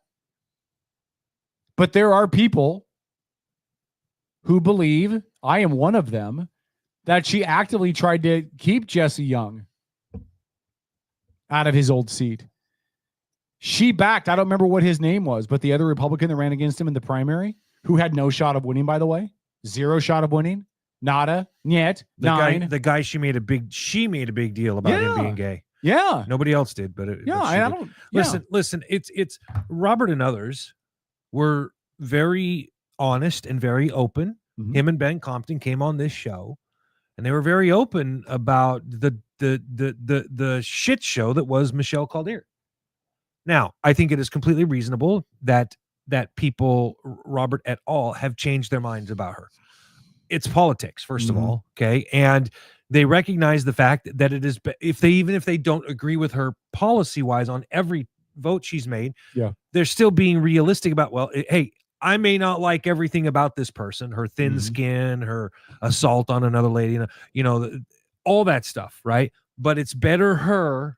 It's kind of like the whole dancing with the devil versus the devil you don't. When you don't, yeah. And especially when you're talking about the control that the Democrats have. I mean, you fully endorsed Michelle Caldier for the Senate spot she is now running for, not because you like her politics, but because you recognize the danger posed by a supermajority, which means you have to chop away at that little bit by little bit by little bit. Yeah. Does anybody here not realize the shape that this state is in right now? And it is in this state, and I'll get to this when we talk about Greg Nance's little letter in a little bit. That'll be next. We can't. You'd have to be a fucking idiot to not recognize where this state is at right now. Sure. And Nance points it out and then doesn't bother to acknowledge that he just pointed it out. But that's another, we'll talk about that in a bit. Well, and let me say this. You had one thing wrong. I don't have an issue. Wait, I did? Yeah. Okay. I don't really have an issue with Caldier's politics. Okay. I really don't. I mean, I think. No, I didn't. I didn't say that. You said that I was going to vote for her even though I didn't agree with her politics because. Yeah. Okay. So my that's issue fair, is not fair. about her politics. Oh, it's her character. It's about who she is as a person. Right. That's character. I think she's a horrible human being. But better the horse you know or the devil you know than the devil you don't know. Yeah. And then Robert said, finally on this before he changed subjects, this is a mutual fight between Jesse and Michelle. They both went after each other. Jesse was not innocent in that toxin. I don't disagree. But again, Jesse's not who we're talking about. Nor is he in office. And well, yeah, because he lost, which but I mean, Michelle's who we're talking about, and Michelle was part and parcel of that. Sorry, I mean, Robert's right. They were both stirring the muck with each other, which didn't help the party, and in the end, didn't help Jesse at all. I don't think it hurt Michelle. I mean, she wins the same percentage she wins every freaking time she runs. Well, she's an incumbent with good name recognition. And people like her. And I think that her name recognition is the only reason that she continued to win, because if people understood the degree to which she caucused with the Democrats, I think it would be a different story. Said caucus. Yeah. Well, this is why I'm not in partisan politics. Because the law says you can't because you're a federal employee. No, I could be active in the party. I just couldn't be a candidate. Right. But this is why I'm not active in a party. Because if I was a Republican, but you are a Democrat, you freely admit that. Well, I don't even know what I am anymore. Okay. Just because, like I've said before, the Democrat Party has gone so left, and I'm kind of in the middle. I'm kind of on my own. Kevin's a libertarian. I'm more of an independent. He just doesn't know he's a libertarian. No, do you know why I'm not a libertarian? Because I'm totally Kevin's fine trans. Kevin just doesn't know Kevin's trans. I'm totally fine with some regulations, Tom. Like I told you last week, when the meat packing industry was unregulated in the 20s. Did he say the meat packing? Meat packing, yes. Paul, like what you did in the foxholes. When the meat packing industry wasn't regulated in the 20s, it's confusing the Navy for the Army again. They were sweeping up and it's meat turning the off barrel. the floor with sawdust in it and packaging it and selling it. You have to have some regulation, Tom. I understand that. I know the history, but you do know times have changed. People have changed. But if you took restrictions off, businesses would go back to what they've always done, which disagree is with that. How do we make money? Well, yes, but businesses have never changed that. You go into business to make money. Correct. You don't start a business to not make money. Do you know how many people are getting cancer today from aspartame? Do you know how many people? Hold on. Let me finish my point. Okay. Do you know how many people are getting cancer today from aspartame? Not a clue. A ton. Yep. And do you know why they're getting cancer from aspartame? Because they want a sugar-free Yes, and Coke because instead of a sugared Coke. Yes, because and- they've and made bad because- decisions in their lives. Yes, and because they don't want to have bad decisions in their lives. Like I'm not fat right now, but if I went back to regular soda, I would be. But just don't drink soda. But the fact of the matter is, Tom, aspartame is legal because the FDA hasn't restricted it. Right. And so businesses To be are clear, like, the evidence aspartame causes cancer is not strong. but you can read The other- harm my- is my- likely to be low. It's rare that a single food or drink causes cancer. Well, my point is that there's plenty of things in the food I had to. supplies that we know are bad for us. So that aren't regulations really working anyways, right? No, because they're not regulated. That's my point. We don't regulate aspartame. We don't regulate all the preservatives in our food. We shouldn't regulate any of it. No, and then okay, Tom, never mind. Back to local stuff because I'm not going to argue this shit with you again and be right one more time. No, you mean wrong one more I'm not going to be right one more time. Robert said Caldeer did not caucus with the Dems ever. It was a false claim and still a false claim. Temporarily stepped out of the Republican caucus over a beef with JT, which, by the way, speaks to the dumpster fire that Caldeer is. I mean, JT was your party chairman for the state. So your response was, I want to leave the party caucus? I don't understand. I'm never going to understand. She just, to me, seems like that girl in high school that sat at the table by herself, wouldn't share French fries, and then bitched when nobody liked her. All right. Back to this next thing. Next state representative. Second verse, same as the first. Greg Nance wrote a guest column in the Kitsap Sun. Now, I'd like to commend the Kitsap Sun for finally posting something local. But of course they did, because it was a guest column written by someone who didn't get paid for it. So of course they'd run with that. Because God knows that they can't pay people to really report the news out here much anymore. Anyway, it's a long story, Paul. I don't know if there's anything specifically you want to touch in this. I mean, I can go over the highlights, but Listen, is this the story right here? Yeah, that's You the pull- story right that's here. nice. You got a good copy of it there. well, I copied and pasted it because of the paywall. Okay. Well, I appreciate that. So I do let what me- I can for you. Let me I wanted to touch base on part of it because I actually think Greg Nance's head's kind of in the right space. It's in the right place when you hear him talking, about growing up here and recognizing certain things. You okay, Tom? You cool? Okay, just checking. He's having a nose orgasm. I was looking for brain matter on the casting couch over there. Having a nose orgasm. So he says during this legislative session, I've had his local memories growing up here. Every decision he's made as a representative is through the lens of how we can best support Kitsap's working families, Kitsap youth, and Kitsap's seniors. Given the record budget shortfall, key phrase. These are quotes, by the way, Yeah. from the letter that was written by Greg Nance to the Sun. Yeah, he says, I knew we'd face tough choices. I'm a frugal guy. Bullshit. And appreciate fiscal responsibility. Bullshit. We've all got to live within our means. Well, that's true, including the state government. That is true. With my team, we reviewed each proposed expenditure to find savings and efficiencies to ensure we're getting real value from every dollar. Unlike Congress, we cannot simply print money to pay for critical services. I found this interesting because at nowhere there does he mention the, what was it, $16 billion shortfall? Neighborhood 14 billion. I don't know. After you get over 10 billion, I start losing count.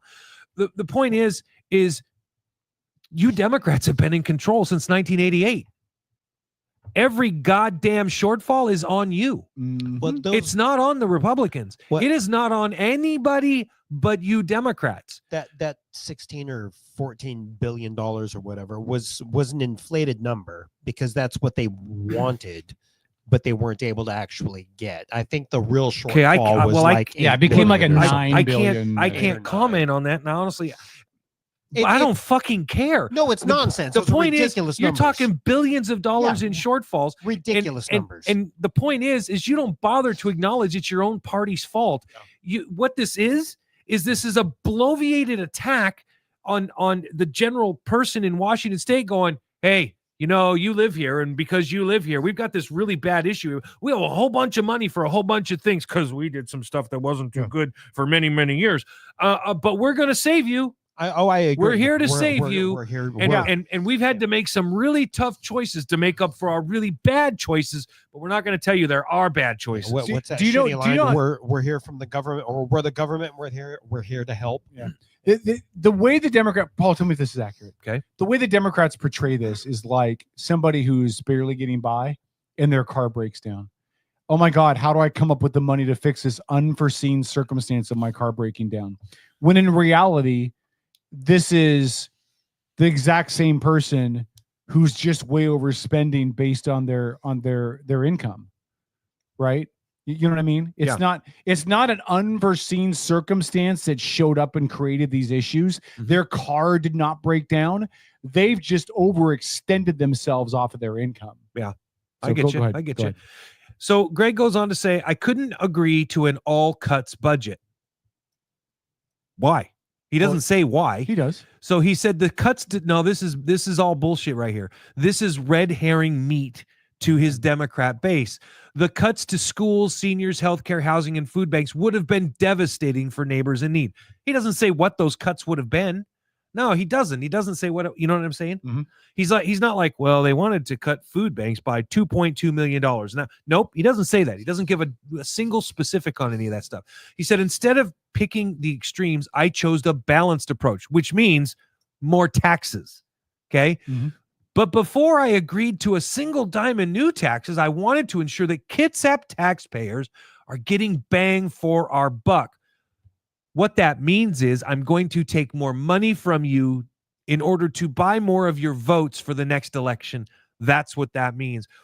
Fix and the roads. I wanted to make sure that the new revenues taxes was fair. Fix because the we've roads. all got to pay our fair share. Greg, fix the we roads. fucking are paying our fair share. Fix the roads. Preach, brother. We're fucking already paying it. Preach, Fix brother. the roads. And you have plenty of money. Fix the roads. I want to see him do one thing. Okay, well, I'm going to get to what he says that they did. You need to go back over here. Yeah, Did just they get to actually the do top one of it. thing according Well, to let this? me. I'll get to that. He said, so I pushed back against the initial B&O tax hike, which doesn't fucking affect anybody. You know why? Because if you're a local small business or even a big business person, do you know what you do with B&O taxes? You fucking bake it into the cost of doing business or services. Which means you it's have to- already built in and it's passed along to the consumer. It affects businesses nada. No, that's not true. Not because if I have to drive if you my want to prices disagree with up- me, give your own dissertation on the paper. Just wait a minute. Let me finish. All right. Okay. I voted against some proposals, and I stand by that, by the way. And if you're a small business person and you don't bake in the cost of your B&O taxes, you're not doing it smart. That's what I'm going to say. No, that's true. But Because you still have everybody to- should be. Yeah, but you still have to raise your prices. Yes. Which means you may drive away customers, depending upon what your industry Look, is. my wife cuts a $30,000+ B&O check every goddamn month. Yeah. Do you think her company takes a $30,000 loss? Not a chance. They bake it into the cost of their But Paul, business. I don't mean to be argumentative, but Sure. but there is a disadvantage though if you're, let's say Tom's not a distillery. Let's say that Tom is a distillery is a perfect hold on. example. But This is a hold on, luxury. hold on. It's a But hold on. non-essential product. I know. Hold on. Give me a chance to explain. Okay. I'm trying to think of a brick and mortar content. Jeans. Okay. Tom has got a jean shop, and Tom has to factor in that B&O tax. He now cannot compete with a Walmart or a Target because of their ability to buy in bulk and save money and be able to charge less for Yes. the exact same thing. You're And right. and that's where I think. So you're right, Paul, 100%. But I see Tom's point that when you start adding the B&O tax on the small businesses and they don't have the buying power to get the discounts that the major box stores do, B&O screws tax you. isn't much, not per customer, which is why you find ways to bake it into your cost of goods and services. You do. Any person with a wherewithal for their business. Now, maybe there's a rare business where people are paying attention. Well, are you 13 cents or are you 14 cents more? Right. But it amounts to pennies per customer on average. Okay. It's not much money. Okay. So here are the three highlights that he wanted to, and this, I'm very interested, Tom, in your thoughts on this as a libertarian. $485 million to fund reliable ferry service, including vessel construction and maintenance and crew recruitment and training. Funds will also be to modernize the Washington State ferries, ticketing reservations, and provide onboard internet.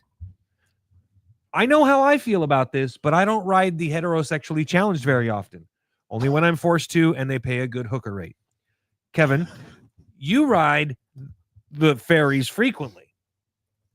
Well, but I don't. I ride the. They need the- modernization? I ride the Kitsap Transit ferries, which is a little bit different. Okay. Well, then let's put that aside. Tom, $485 million for the ferries. Now, that's a total of 3 in Kitsap County, 3 runs, right? We've got the Southworth, the Bremerton, and the Bainbridge. Right. Okay. There's a lot more ferries in this state. Yep.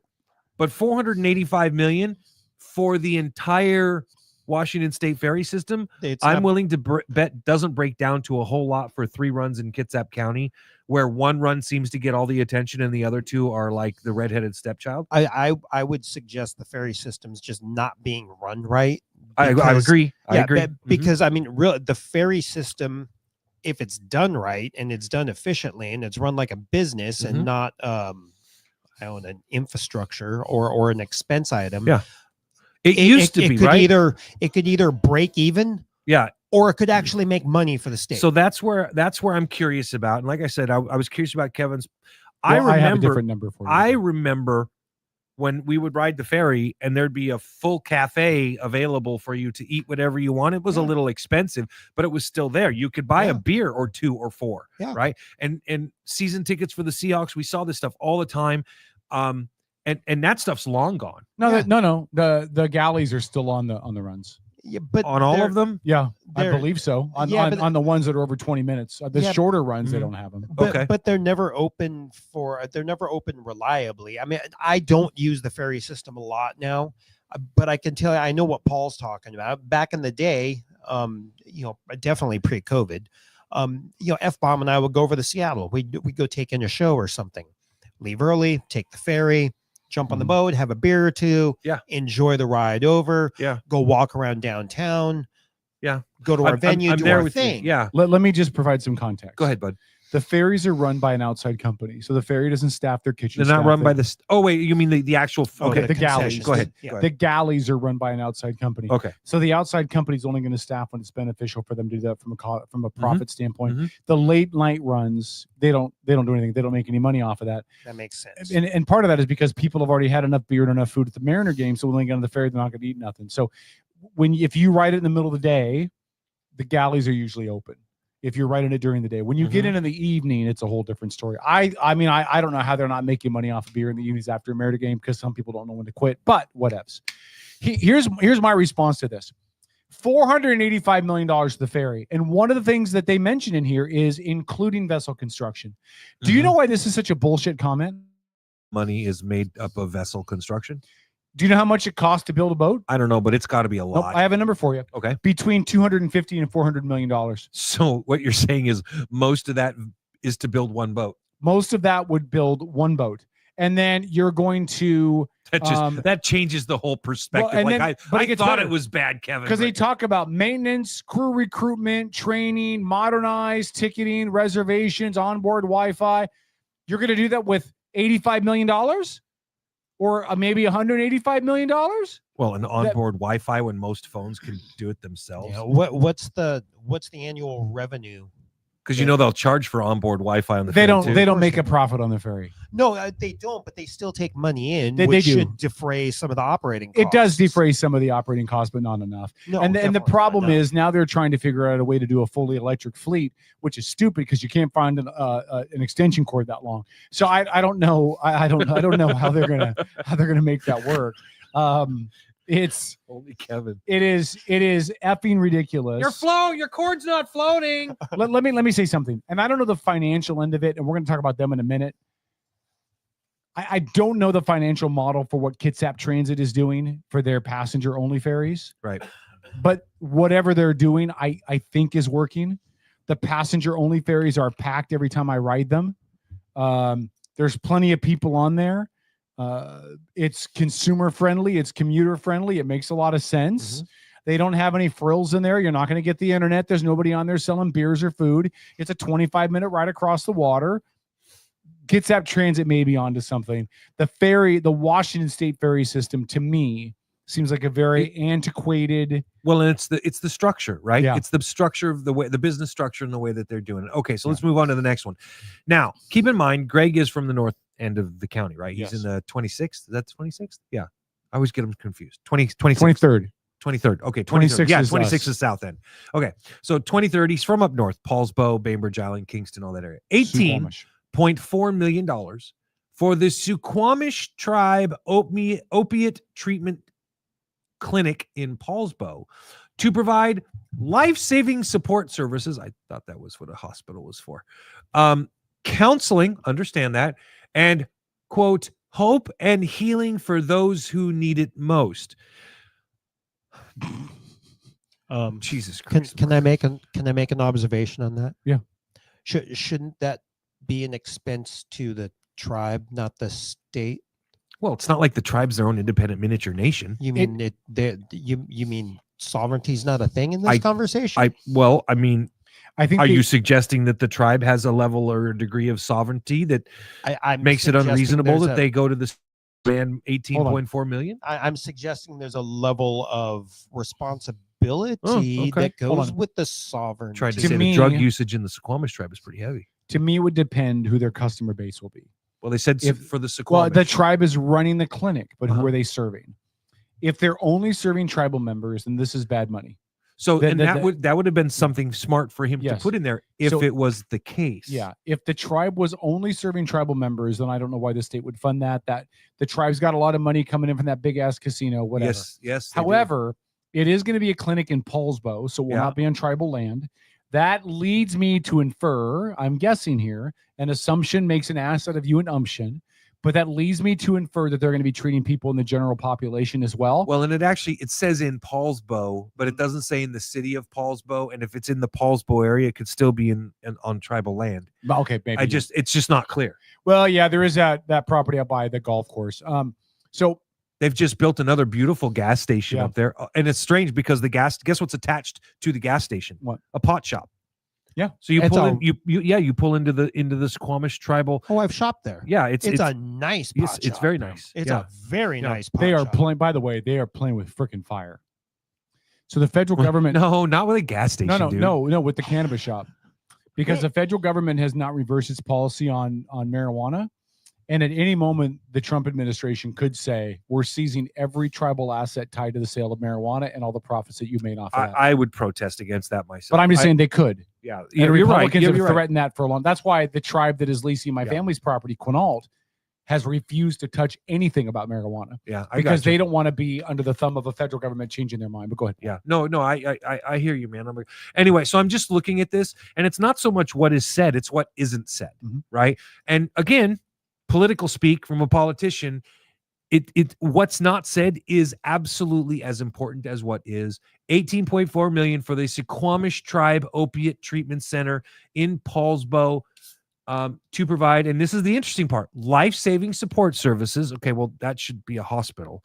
I'm not sure why he wrote that. This is an opiate treatment clinic. Yes, but if you life-saving services belongs in a medical facility. Okay.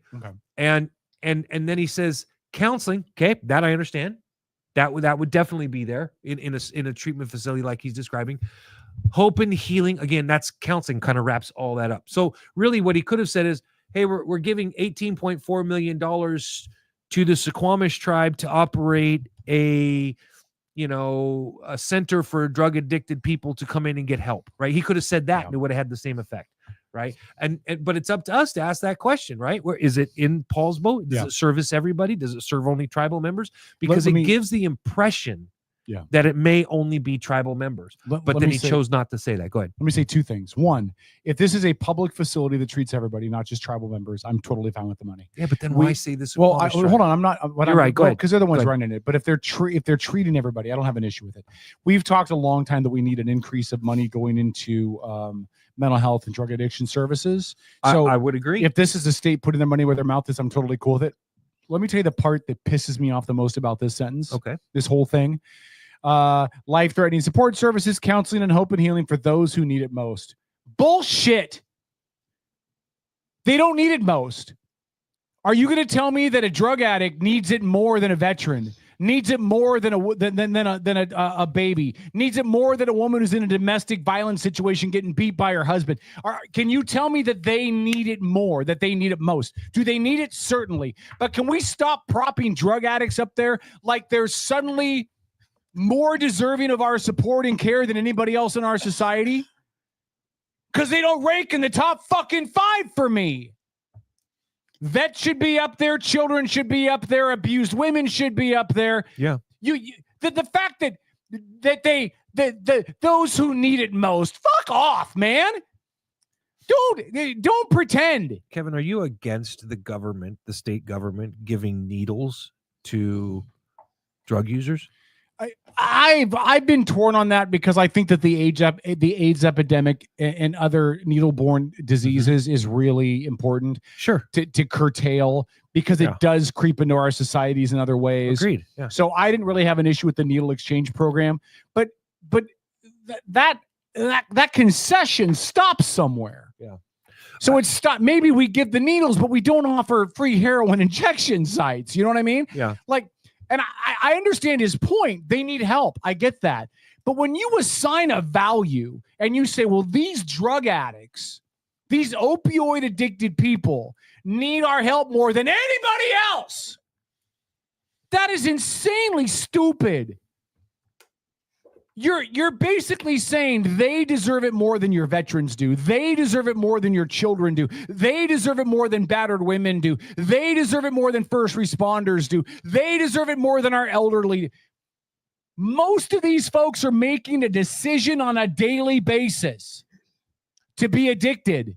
So, Kevin, the thing you're irritated with isn't the motivation behind wanting to help, drug addicts or homeless moms or whatever. Correct. I think they all should be helped. Right. It's the fact that every time the conversation comes up, it has to be presented in this big emotional, this big risen, overinflated emotional souffle. Yeah. Right. Yeah. And wow, Tom, that was pretty well put together. I think you're absolutely right, Tom. Yeah.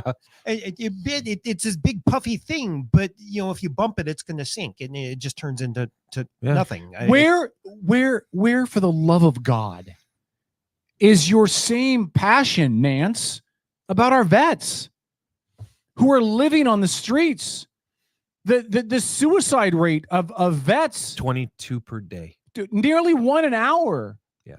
And where's your passion? Can you honestly tell me that drug addicts are more deserving than our vets? Because that's exactly what you said in your article, that the drug addicts are the ones that need it the most.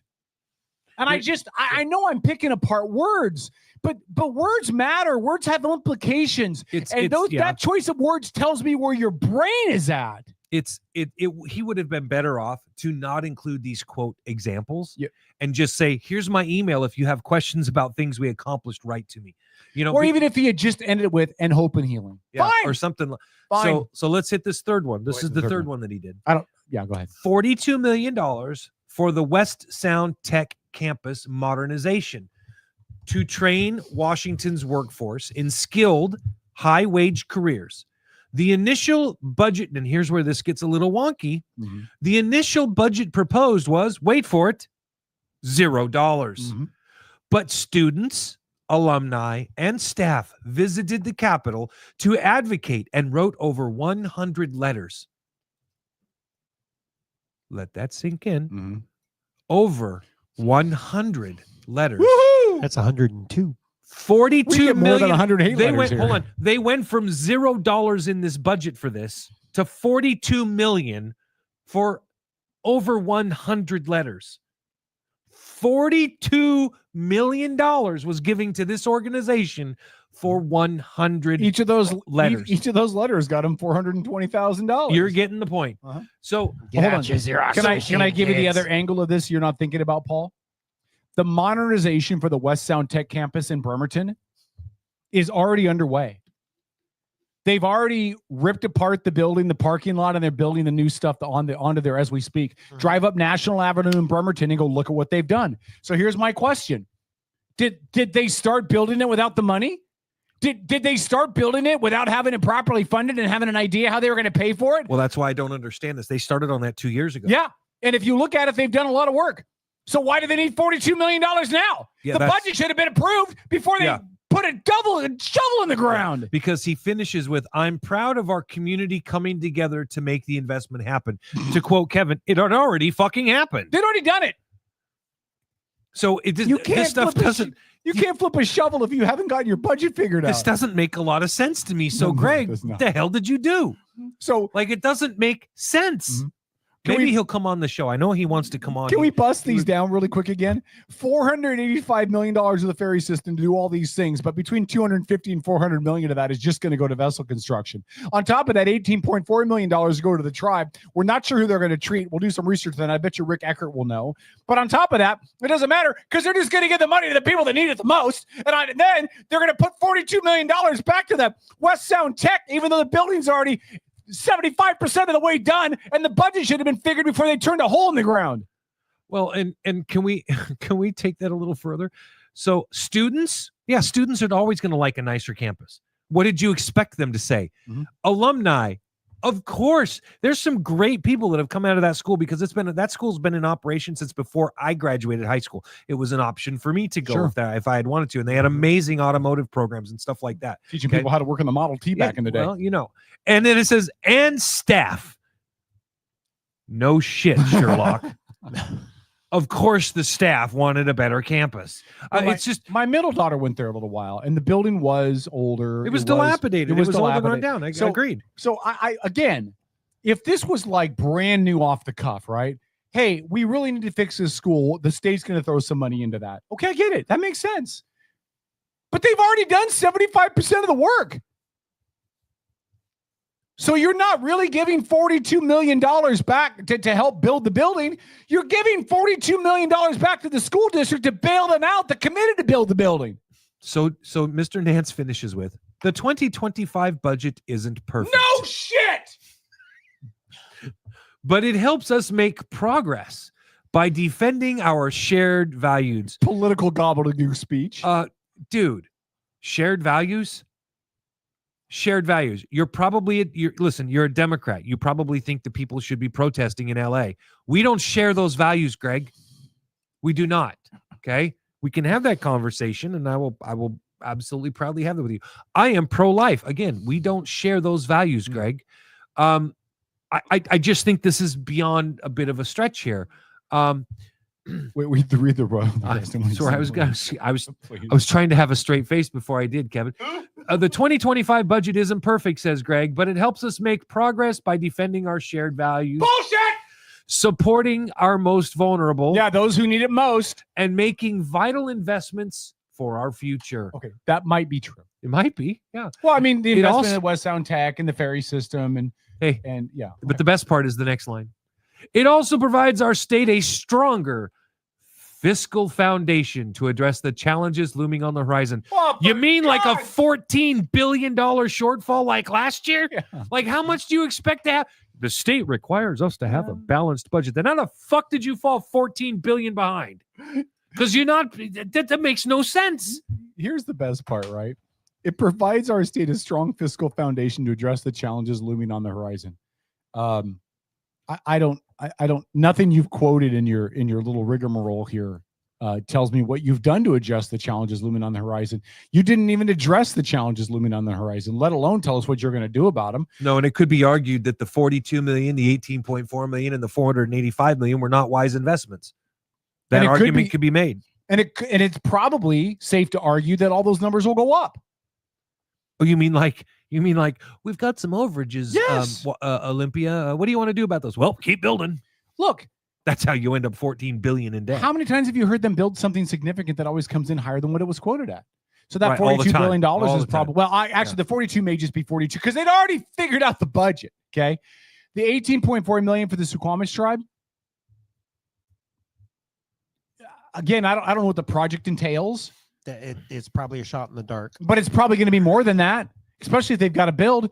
And then 485. Listen, again, I want to go back to the ferry system. $485 million to fund reliable ferry service including vessel construction, which is by itself $250 to $400 million for one brand new ferry, and maintenance. And you got to figure if it's one of those new electrics that they decide to get, it's going to be upper towards that 400 million. Yes. It's not going to be cheap. The It's gonna be more extension expensive. cord's going to cost $100 million. It's going to Okay. be fiber optic and it'll run across the So bottom vessel of the seafloor. construction and maintenance. Now, maintenance. I mean, that's easily $150 million. Which if should you're already be in the fucking budget. It should be. Yep. And crew recruitment and training. Okay. Again, should already be in the budget. Well, again, additional crew recruitment is needed, especially because they're talking about putting Bremerton back on a 2-boat schedule. Well, wouldn't it And- make sense then to ask the people to come back to work you forced out because you wanted them to get a my body, my choice shot? Because you'd have to admit you were wrong. The fucking federal government has acknowledged that they're wrong. The The feds courts system have acknowledged that they were wrong. But the governor's office won't. Well, ask yourself what's wrong with the governor when everybody They're else too- has acknowledged that it's wrong. It was wrong what they did, yet he doesn't have the courage to stand up and acknowledge And it. he could totally do it because he You're right, wasn't he he could. wasn't the governor at the time that this happened. Yes, He could and he'd come get out- away with that. Yeah, he could come out and say, "I believe that Governor Inslee did the best he could with the information he had at the And time." we'd accept that.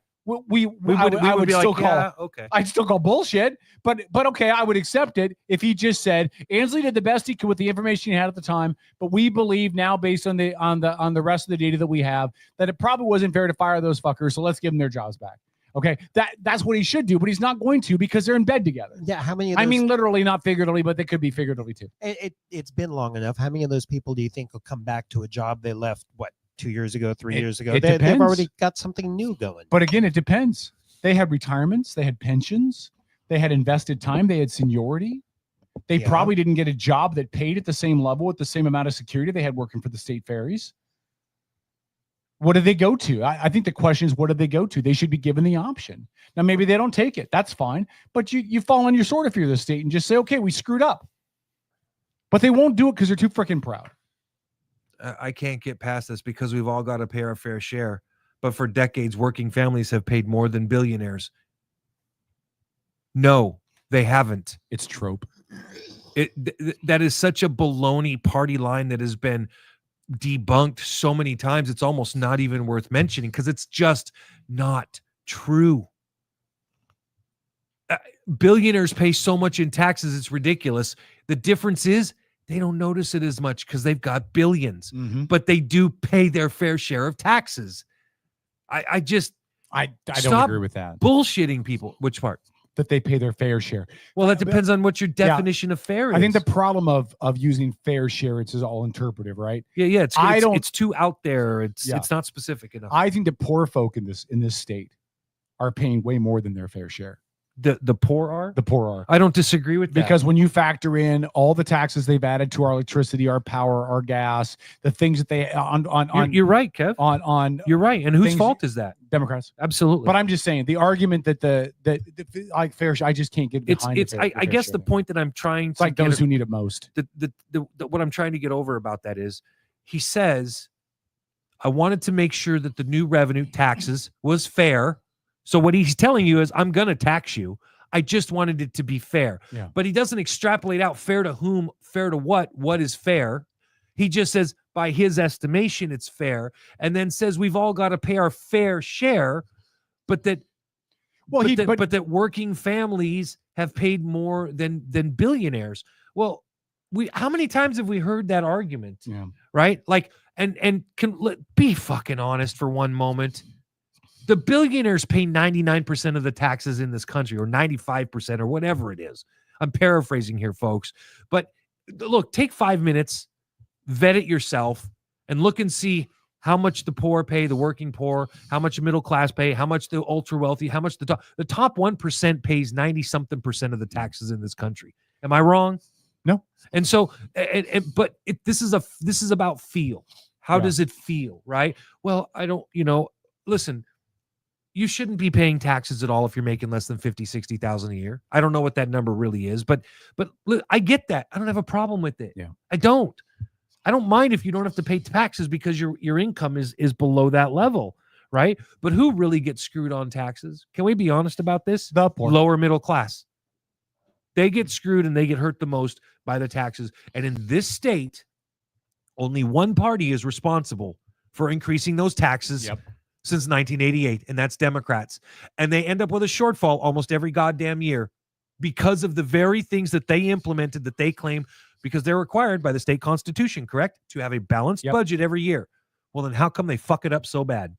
When was the last time we had a balanced budget in the state? Every budget they do. Every single year they pass that budget. It is supposed to be, quote, a balanced budget. Well, if it's supposed to be a balanced budget, how do you end up with a multi-billion-dollar shortfall? It's because you did it wrong. Yeah, it's because they didn't pass a balanced budget. I mean, Well, it's just but mathematically. they have an organization like the CBO at the state Right. level too, who's supposed to calculate how much of all that stuff out, right? So when they go to pass it, they're like, "Yay, we got a balanced budget." But every year, without fail, they come in billions in the hole. Right. How many times do you got to fuck up the quarterback position before you get cut? It depends on the coach, I guess. Which would be the voters, right? And Just saying, coach ain't paying attention. y'all look, like Andrew Luck playing quarter, whatever his name is. One more quick thing I want to touch Yeah, on this. go So ahead. he said, what proposals did I support? I voted to increase capital gains taxes on profits of stock and bond sales over $1 million to better support K-12 education and early learning. Let me just say one thing really quick. That's a bullshit statement. Because it's not like you're going to add extra money into the pool for education and early learning. You're going to take the money from the stock and bond sales to put in towards the budget, and then the money you're going to pull from the general fund to go into that, you don't need to put there now, and you're going to put it somewhere else.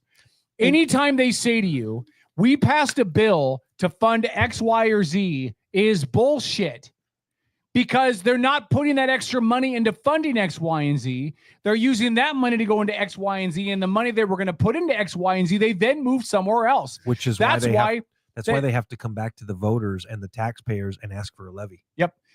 That's why they can afford to pay for things like studying the reproductive patterns of the spotted owl. Okay? That's why when we passed the law, when we set up the lottery tickets and we had all the gambling money that was supposed to go into a certain fund, that fund didn't go up. It stayed exactly the same. But the money from the general fund that was supposed to go there went somewhere else. You know how I know that? Because we would have had to have taken the state to court to properly fund education if they were still spending the same money they were spending before, and then adding into that the additional funds that were earmarked only for education. So don't be fooled by these mystical little comments about how we passed this to fund this. No, they did not. They passed it to take that money and put into it, but the money they were going to put into it, otherwise they don't going to put into it now. It's the shell game. Yeah. It's like telling your son, if you do your chores, I'll put $20 into your college fund, but I'm not going to give you an allowance anymore. Are we done? Because I had something I wanted to circle back to earlier. Oh, is this still state? It's still state. Okay, Yeah. because I have one more thing I wanted to talk about with the state. I if that's okay. just wanted to clarify something. Okay, go ahead. Because earlier when we were talking about Michelle Caldier, and we were talking about her I know caucusing her. with the Democrats. You said caucus. Right? Did we say specifically that she was caucusing with the Democrats? Because I know Robert tried to clarify, and he said Robert said that she did not caucus with the Democrat, that was a lie. right. Okay, so as of the reporting in 2023 in January, with the Gateway News and Gig Harbor Now. Gig Harbor Now reported that Caldier left the caucus after having issues with House Republican leader J.T. Wilcox. Caldier confirmed in a phone interview on January 19th of that year that she left voluntarily in November. She declined to explain the issues that caused her to leave. So we don't know why she left.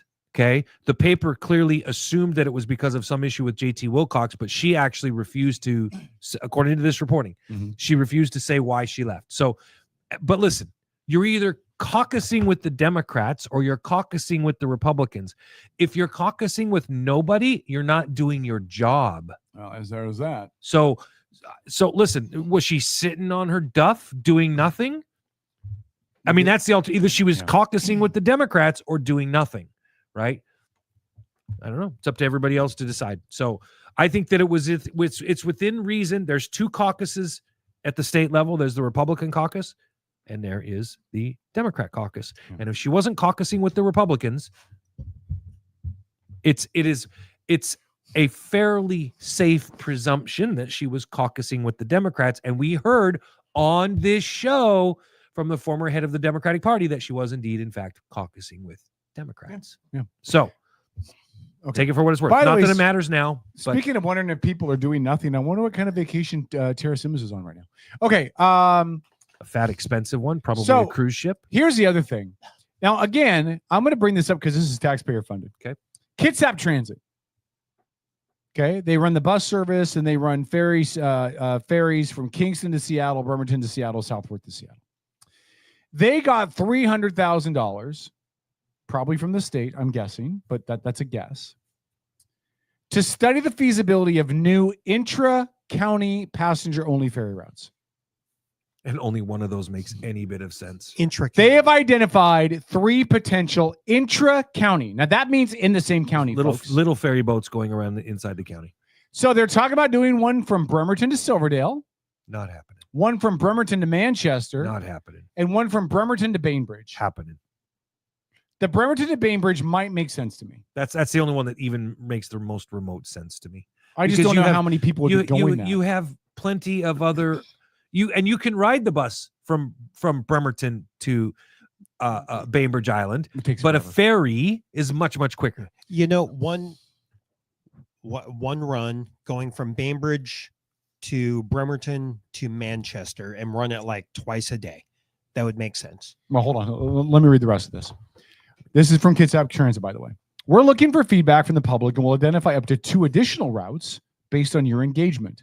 Comments received during our long-range transit plan process, potential demand, and a review of routing opportunities and constraints.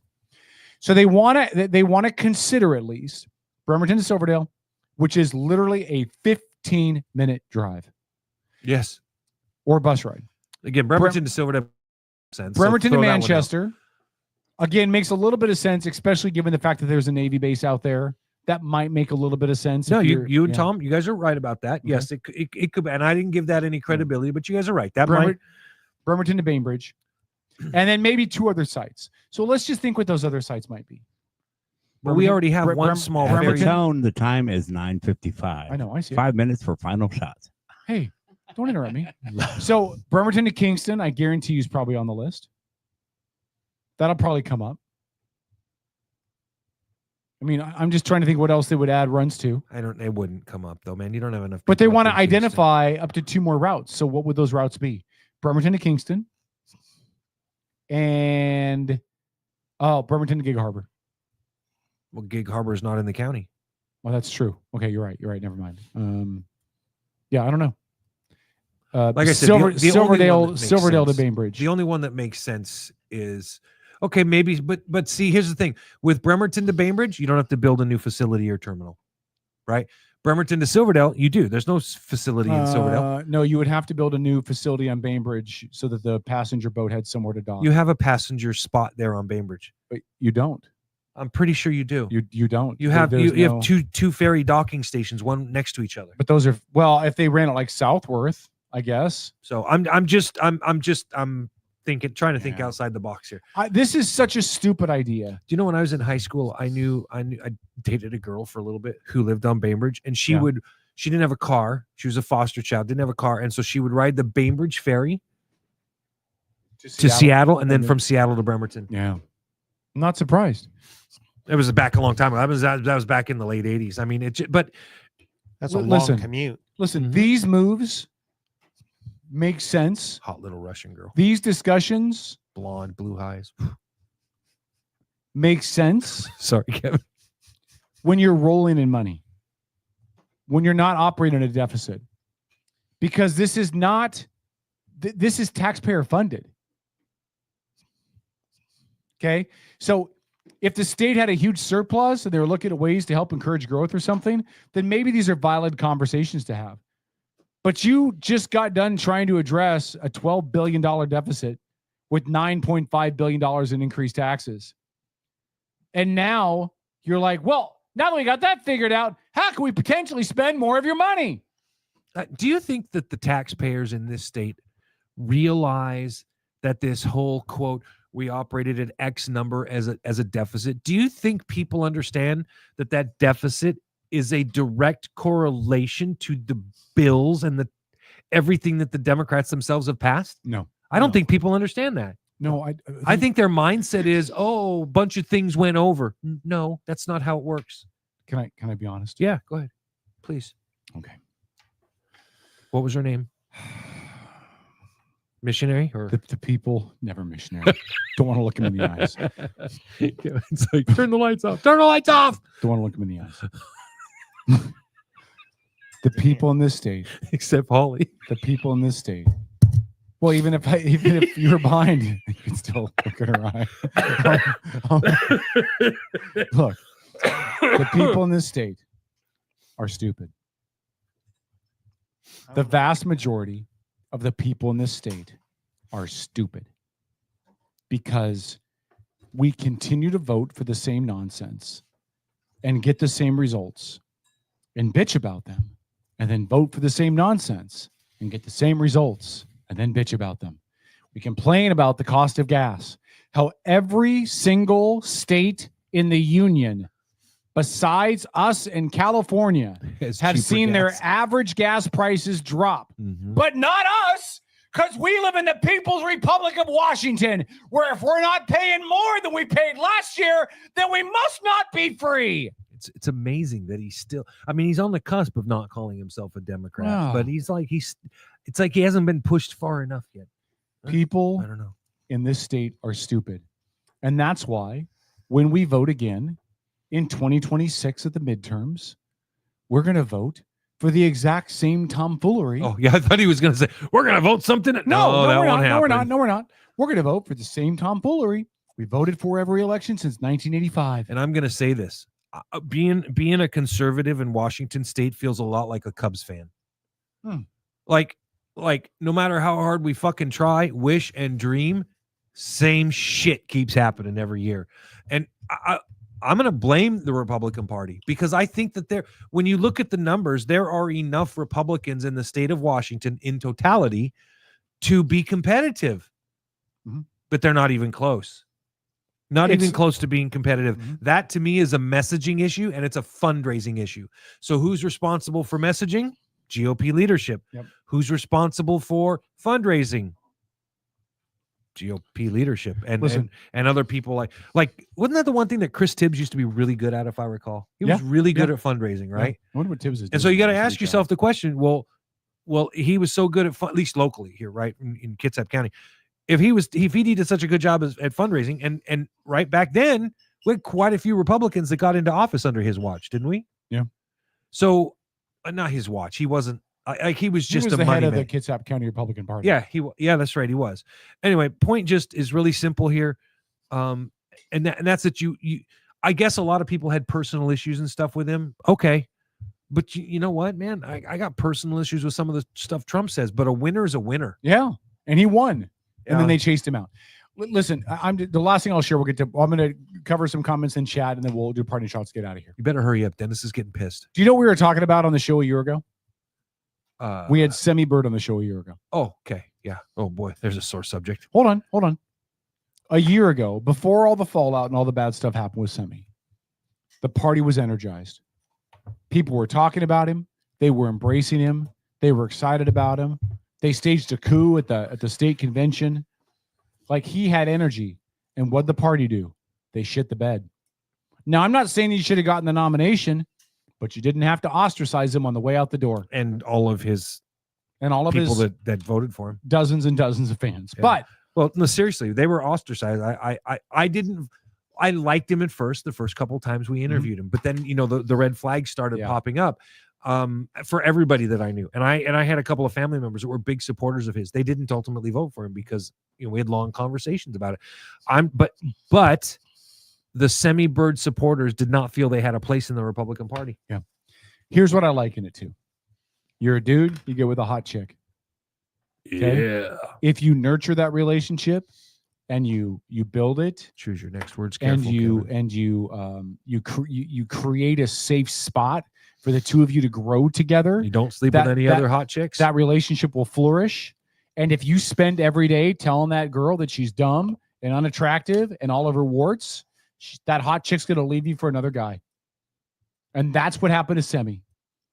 They spent their time ripping him apart rather than embracing him. And again, I'm not saying he should have been the nominee, But the party could have done something different, and they didn't. And so a year later, what are we looking at? Any momentum that could have come from a Semi-Bird, anything, is gone. You know what? He's not even talked about in the circles anymore. You put up Dave Reichert, who should have been formidable, but wasn't because the Semi-Bird faction wouldn't support him. That thing crumbled like me on a date. Yeah, now a year later, a year after the optimism, what are we talking about? The state party's in shambles. Chris Gergen is in Las Vegas throwing eggs at the state because they can't get their heads out of their asses. There's no logical Republican with any name recognition who would dare run, with the exception of Tim Eyman, who's still answering questions about a stolen chair. And that's it. They're completely floundering and done. Well, and unfortunately for Tim, he's developed such a toxic relationship with the Washington State Prosecuting Attorney's Office, etc. Right? Like that dude, he's got lawfare against him worse than Donald Trump, for gosh sakes. Yeah. Anyway, authorities have targeted him like a black man in the inner city. They are on him. It's true, and we're gonna have him on in the next couple weeks. Yeah, I like him. I'm not knocking him. I do too. Yeah, but he's the only name recognizable Republican that might be out there. He's got no shot. Like, I like the dude, but he's got no shot. And there's nobody else with name recognition in this state that's a Republican that could run for anything significant to do anything. Well, they're like, I know, Dennis. Who is Michelle Caldeir's heir apparent if she gets the Senate seat? Nobody. And then you're going to have another Democrat in the 26th. The Republican leadership is inept and out of their element. It's like asking kindergartners to run the ASB. All right. Parting shot from Lori is GoFundMe for the Tegan posted. Check that in there. They're still looking for that dude in isolated areas that killed his 3 daughters. Yeah, $20,000 as a reward is not enough for people to be. He's mountain warfare expert, a survivalist expert, and he's up in the mountains of northeastern Washington State. And there's no telling what he's armed with. Yeah, it's not like you can just go up there like a bounty hunter and track him down. 20 grand? That's not enough. Well, I do want to talk about this. Their lives I do want to talk about this next week, though, because there's 2 schools of thought with this. One school of thought is this dude's crazy, needs to die. He killed his kids. There's no forgiveness. He needs to be put out back behind a bar. And the other thing is he's a vet with untreated PTSD, has significant mental issues. Even his soon-to-be ex-wife alluded to that. She did. Yep. And so both points are right, though. I think it's a good conversation. Yeah, it is a good conversation. I agree with you. Tom and his parting shots. Well, I was looking to see if there's any other comments in the chat. We wanted to get out there really quick. Terry said Bainbridge doesn't have a passenger-only compatible deck. They kind of do, Terry, because they're just like Southworth, where they would just lower the car deck down to the deck of the boat and we'll have them walk on that way. That's what they do at Southworth. Yeah. Tom, parting shots. All right, Dennis, parting shots. Do you have any? I do cooperate for kids and dun dun dun dun dun dun. Sorry, go ahead. I'm not the one that goes over. I know. And shows up early. Amazing. No, but also on a serious note, if you know someone that's playing with fentanyl, thinking about playing with it, do your best to get them some help. Yeah, and I would second that. Pray for them, send them healing thoughts, whatever it is, because it only takes once, and it don't take much. No. We've talked about my middle daughter who is on the streets doing fentanyl on a regular basis. In fact, I'm waiting for the phone call that they found her today? Did you know my stepdaughter too? Just check yourself out of rehab because she knows a better way. Yeah. They all think they do. And after her mother died. Yeah. So, that's my week. It's for about $30 you can get the antidote to that shit at Walgreens or Rite Aid. Are you talking about Narcan? Narcan. So it's over the counter. No, I want again, this is a big price tag, but I want Narcan voluntarily distributed to every business. I listen, my wife and I are, have made it we carry it in our vehicles because it is so easy. You come across somebody that's been poisoned with that stuff and, we don't do any drugs. And if you don't do any drugs, you have no ability to fight, like you have zero tolerance, right? If you try to assist somebody and you don't know why the person has collapsed and you don't know why they're on the ground and you try to give them mouth to mouth and they've done fentanyl, guess what's happening to you? Yeah. It depends. I won't give mouth. Depends on the vessel of intake. Yeah, but my point is you don't know what it is. Yeah. You just have no clue. Yeah, you have no idea. Yeah. But you know what? it didn't stop me and my sister from yanking a guy out of a car, giving him course. CPR, watching him turn purple, Of course. and then come back before the rescuers Yeah. could get there. Of course. And that was something that when you see that in person and you experience it in person, that will affect you and change you. Yeah, absolutely. But it doesn't. The point though, still about the Narcan, right? Because had there been fentanyl on that person, or they were sweating it out, or you touched them and they had it on their skin, you could have ended up dropped, right? So if you carry Narcan, you can treat yourselves, you can treat your family member or somebody who. But it's the just so chances are prevalent. that trace amount. That's like saying, oh, gee, didn't smoke weed out behind my house. I'm gonna get a contact high. It's not the same. Or hey, they got AIDS and they spit on me, I'm gonna get sick. But it is there's a lot of people on that line of thinking. But it is a concern, though, right? I mean, it is a concern. is. If you're a bystander, there is that mental thought in your head that pops in. He needs CP. Oh, wait a minute, I don't know what I'm getting myself into. Like, you know what I mean? And sure, it's 1 out of 100, but some people are going to go, I don't want to be that 1 out of 100. Okay, well, stand there and look at somebody turning purple. No, I'm not. I'm not saying it's okay. Say that your human instinct is going to say, I need to help this person. No, I agree with you. I'm just saying that there are some people that are going to think, I got a wife and kids, I can't be one of that 100. You know what I mean? Yeah. And who's to say that they're wrong? Like, I get what you're saying. I agree with you, but I think that some people are going to be like, boy, that's a risk. That's a risk. I don't know if I'm willing to play that roulette. And okay, hey, we could give Narcan to everybody, and it's everywhere to be safe. And you know what we're doing? We're enabling them to go OD some more. Yeah. Yeah. Because we're here to save you because everybody's got Narcan. Yeah. Well, and on top of that, look, if they don't want help, you can't make them get help. And I'm not advocating for us to let them die, but at some point there's a point where we have to go, what can we do? We really can't do anything. It's impossible. As we've talked about on this show before, my daughter is on the streets doing fentanyl and whatever other drugs she can find. And even when she was a minor, I had zero input, zero saying, could do zero about it. And so, and once they're an adult, there's even less you can do, right? And so I agree with Dennis completely, right? Human nature is, I want to help them. I want to save them. I need to rescue them. But they've got to rescue themselves at some point too. And that's the mess. I thought that way. Yeah. Too, and a one-time use. My grandson no longer has a grandmother. Yeah. No, I know, man. And I'm not trying to step on what you've been through either. Like, and that's just where my head's at. Yeah. No, and I don't fault you. Like, I think we all come into this with our own, with our kind of our own experiences. And her daughter was the reason I will 100% say she went down that road. Mm-hmm. And at the same time, I sit back and want to know why. Yeah. I had a friend of mine got mad at me because I voted for Trump. And he was all pissy with me about it. And he's very, very left anyway. But he said, well, how could you vote for Trump? How could you vote for Republicans? I said, simple. I look what the state did to my daughter. So everything that I do is filtered through the prison. That's why I'll never tell anybody that they're wrong for whoever they vote for unless they vote Libertarian. Because we're all tinted by our own experiences that lead us to do or vote however we do, whatever we think or vote. And our experiences are not wrong. What we've experienced that have led us to where we voted is not wrong. Even if you're a far left progressive Dem like Holly, she's clearly been through some stuff, right, that made her feel the way that she did. Now, I don't agree, but I don't think she's wrong for how she votes. I think she's wrong because of how she treats people, but I don't think she's wrong for how she votes. But God bless it, man. Like this stuff with fentanyl, if you're a Democrat listening to this show right now, and you're like, well, we need to make it easier for them to get fentanyl and get them places to do fentanyl, and fuck off. We need to get fentanyl off the streets. Not easier, not safer, off, gone. Yeah, because right now, any homeless camp, you could find the deal of the century. Mm-hmm. Terry posted in chat that the article that she found about the tribal clinic makes it appear as though it will not be for the general public. And if that's the case, I wonder why they need an opioid clinic that big.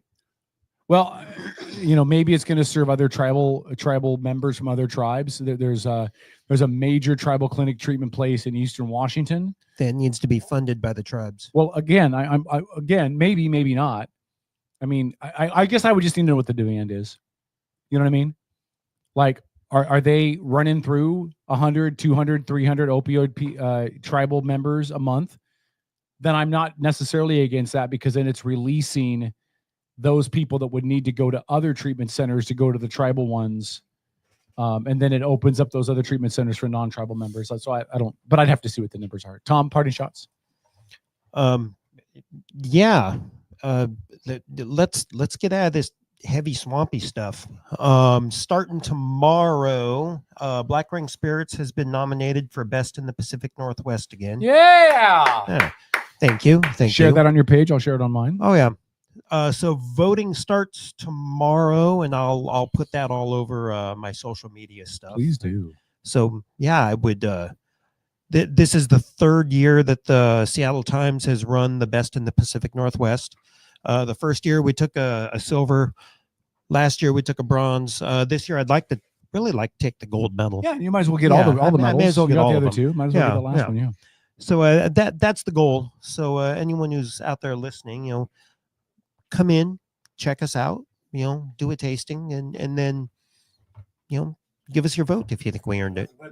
Fair enough. All right. The website is down at the moment. I have to work on that. Give out the Facebook website. Oh, well, I mean, Black Ring Spirits. Yeah, go to That's Facebook, easy enough. Search for Black Ring Spirits. Yeah. That'll be the easy place to find it. I'm going to try really hard to actually use my X account, but I mean, I set it up when it was Twitter, and I think I tweeted once. So I will try to probably a remedy picture that. of Uranus.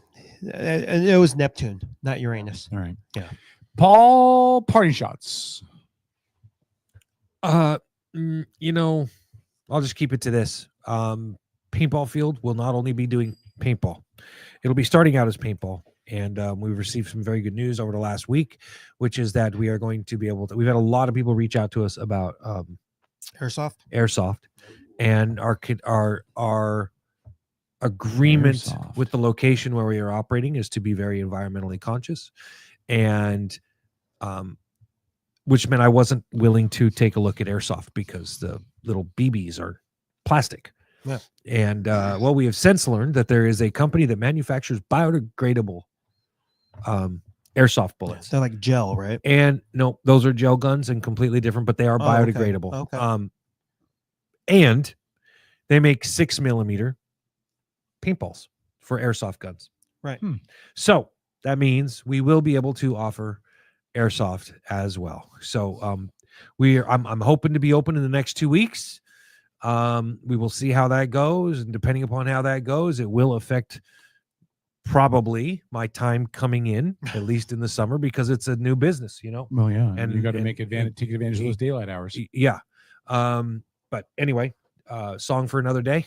I wish everybody the best. Have a great week. Enjoy the weather. The big yellow heat tab in the sky. While we have it, I guess the weather's going to change in the next day or two. So, is it? I thought it was just going to get hotter. I don't know. I hope it gets hotter. You guys. I'm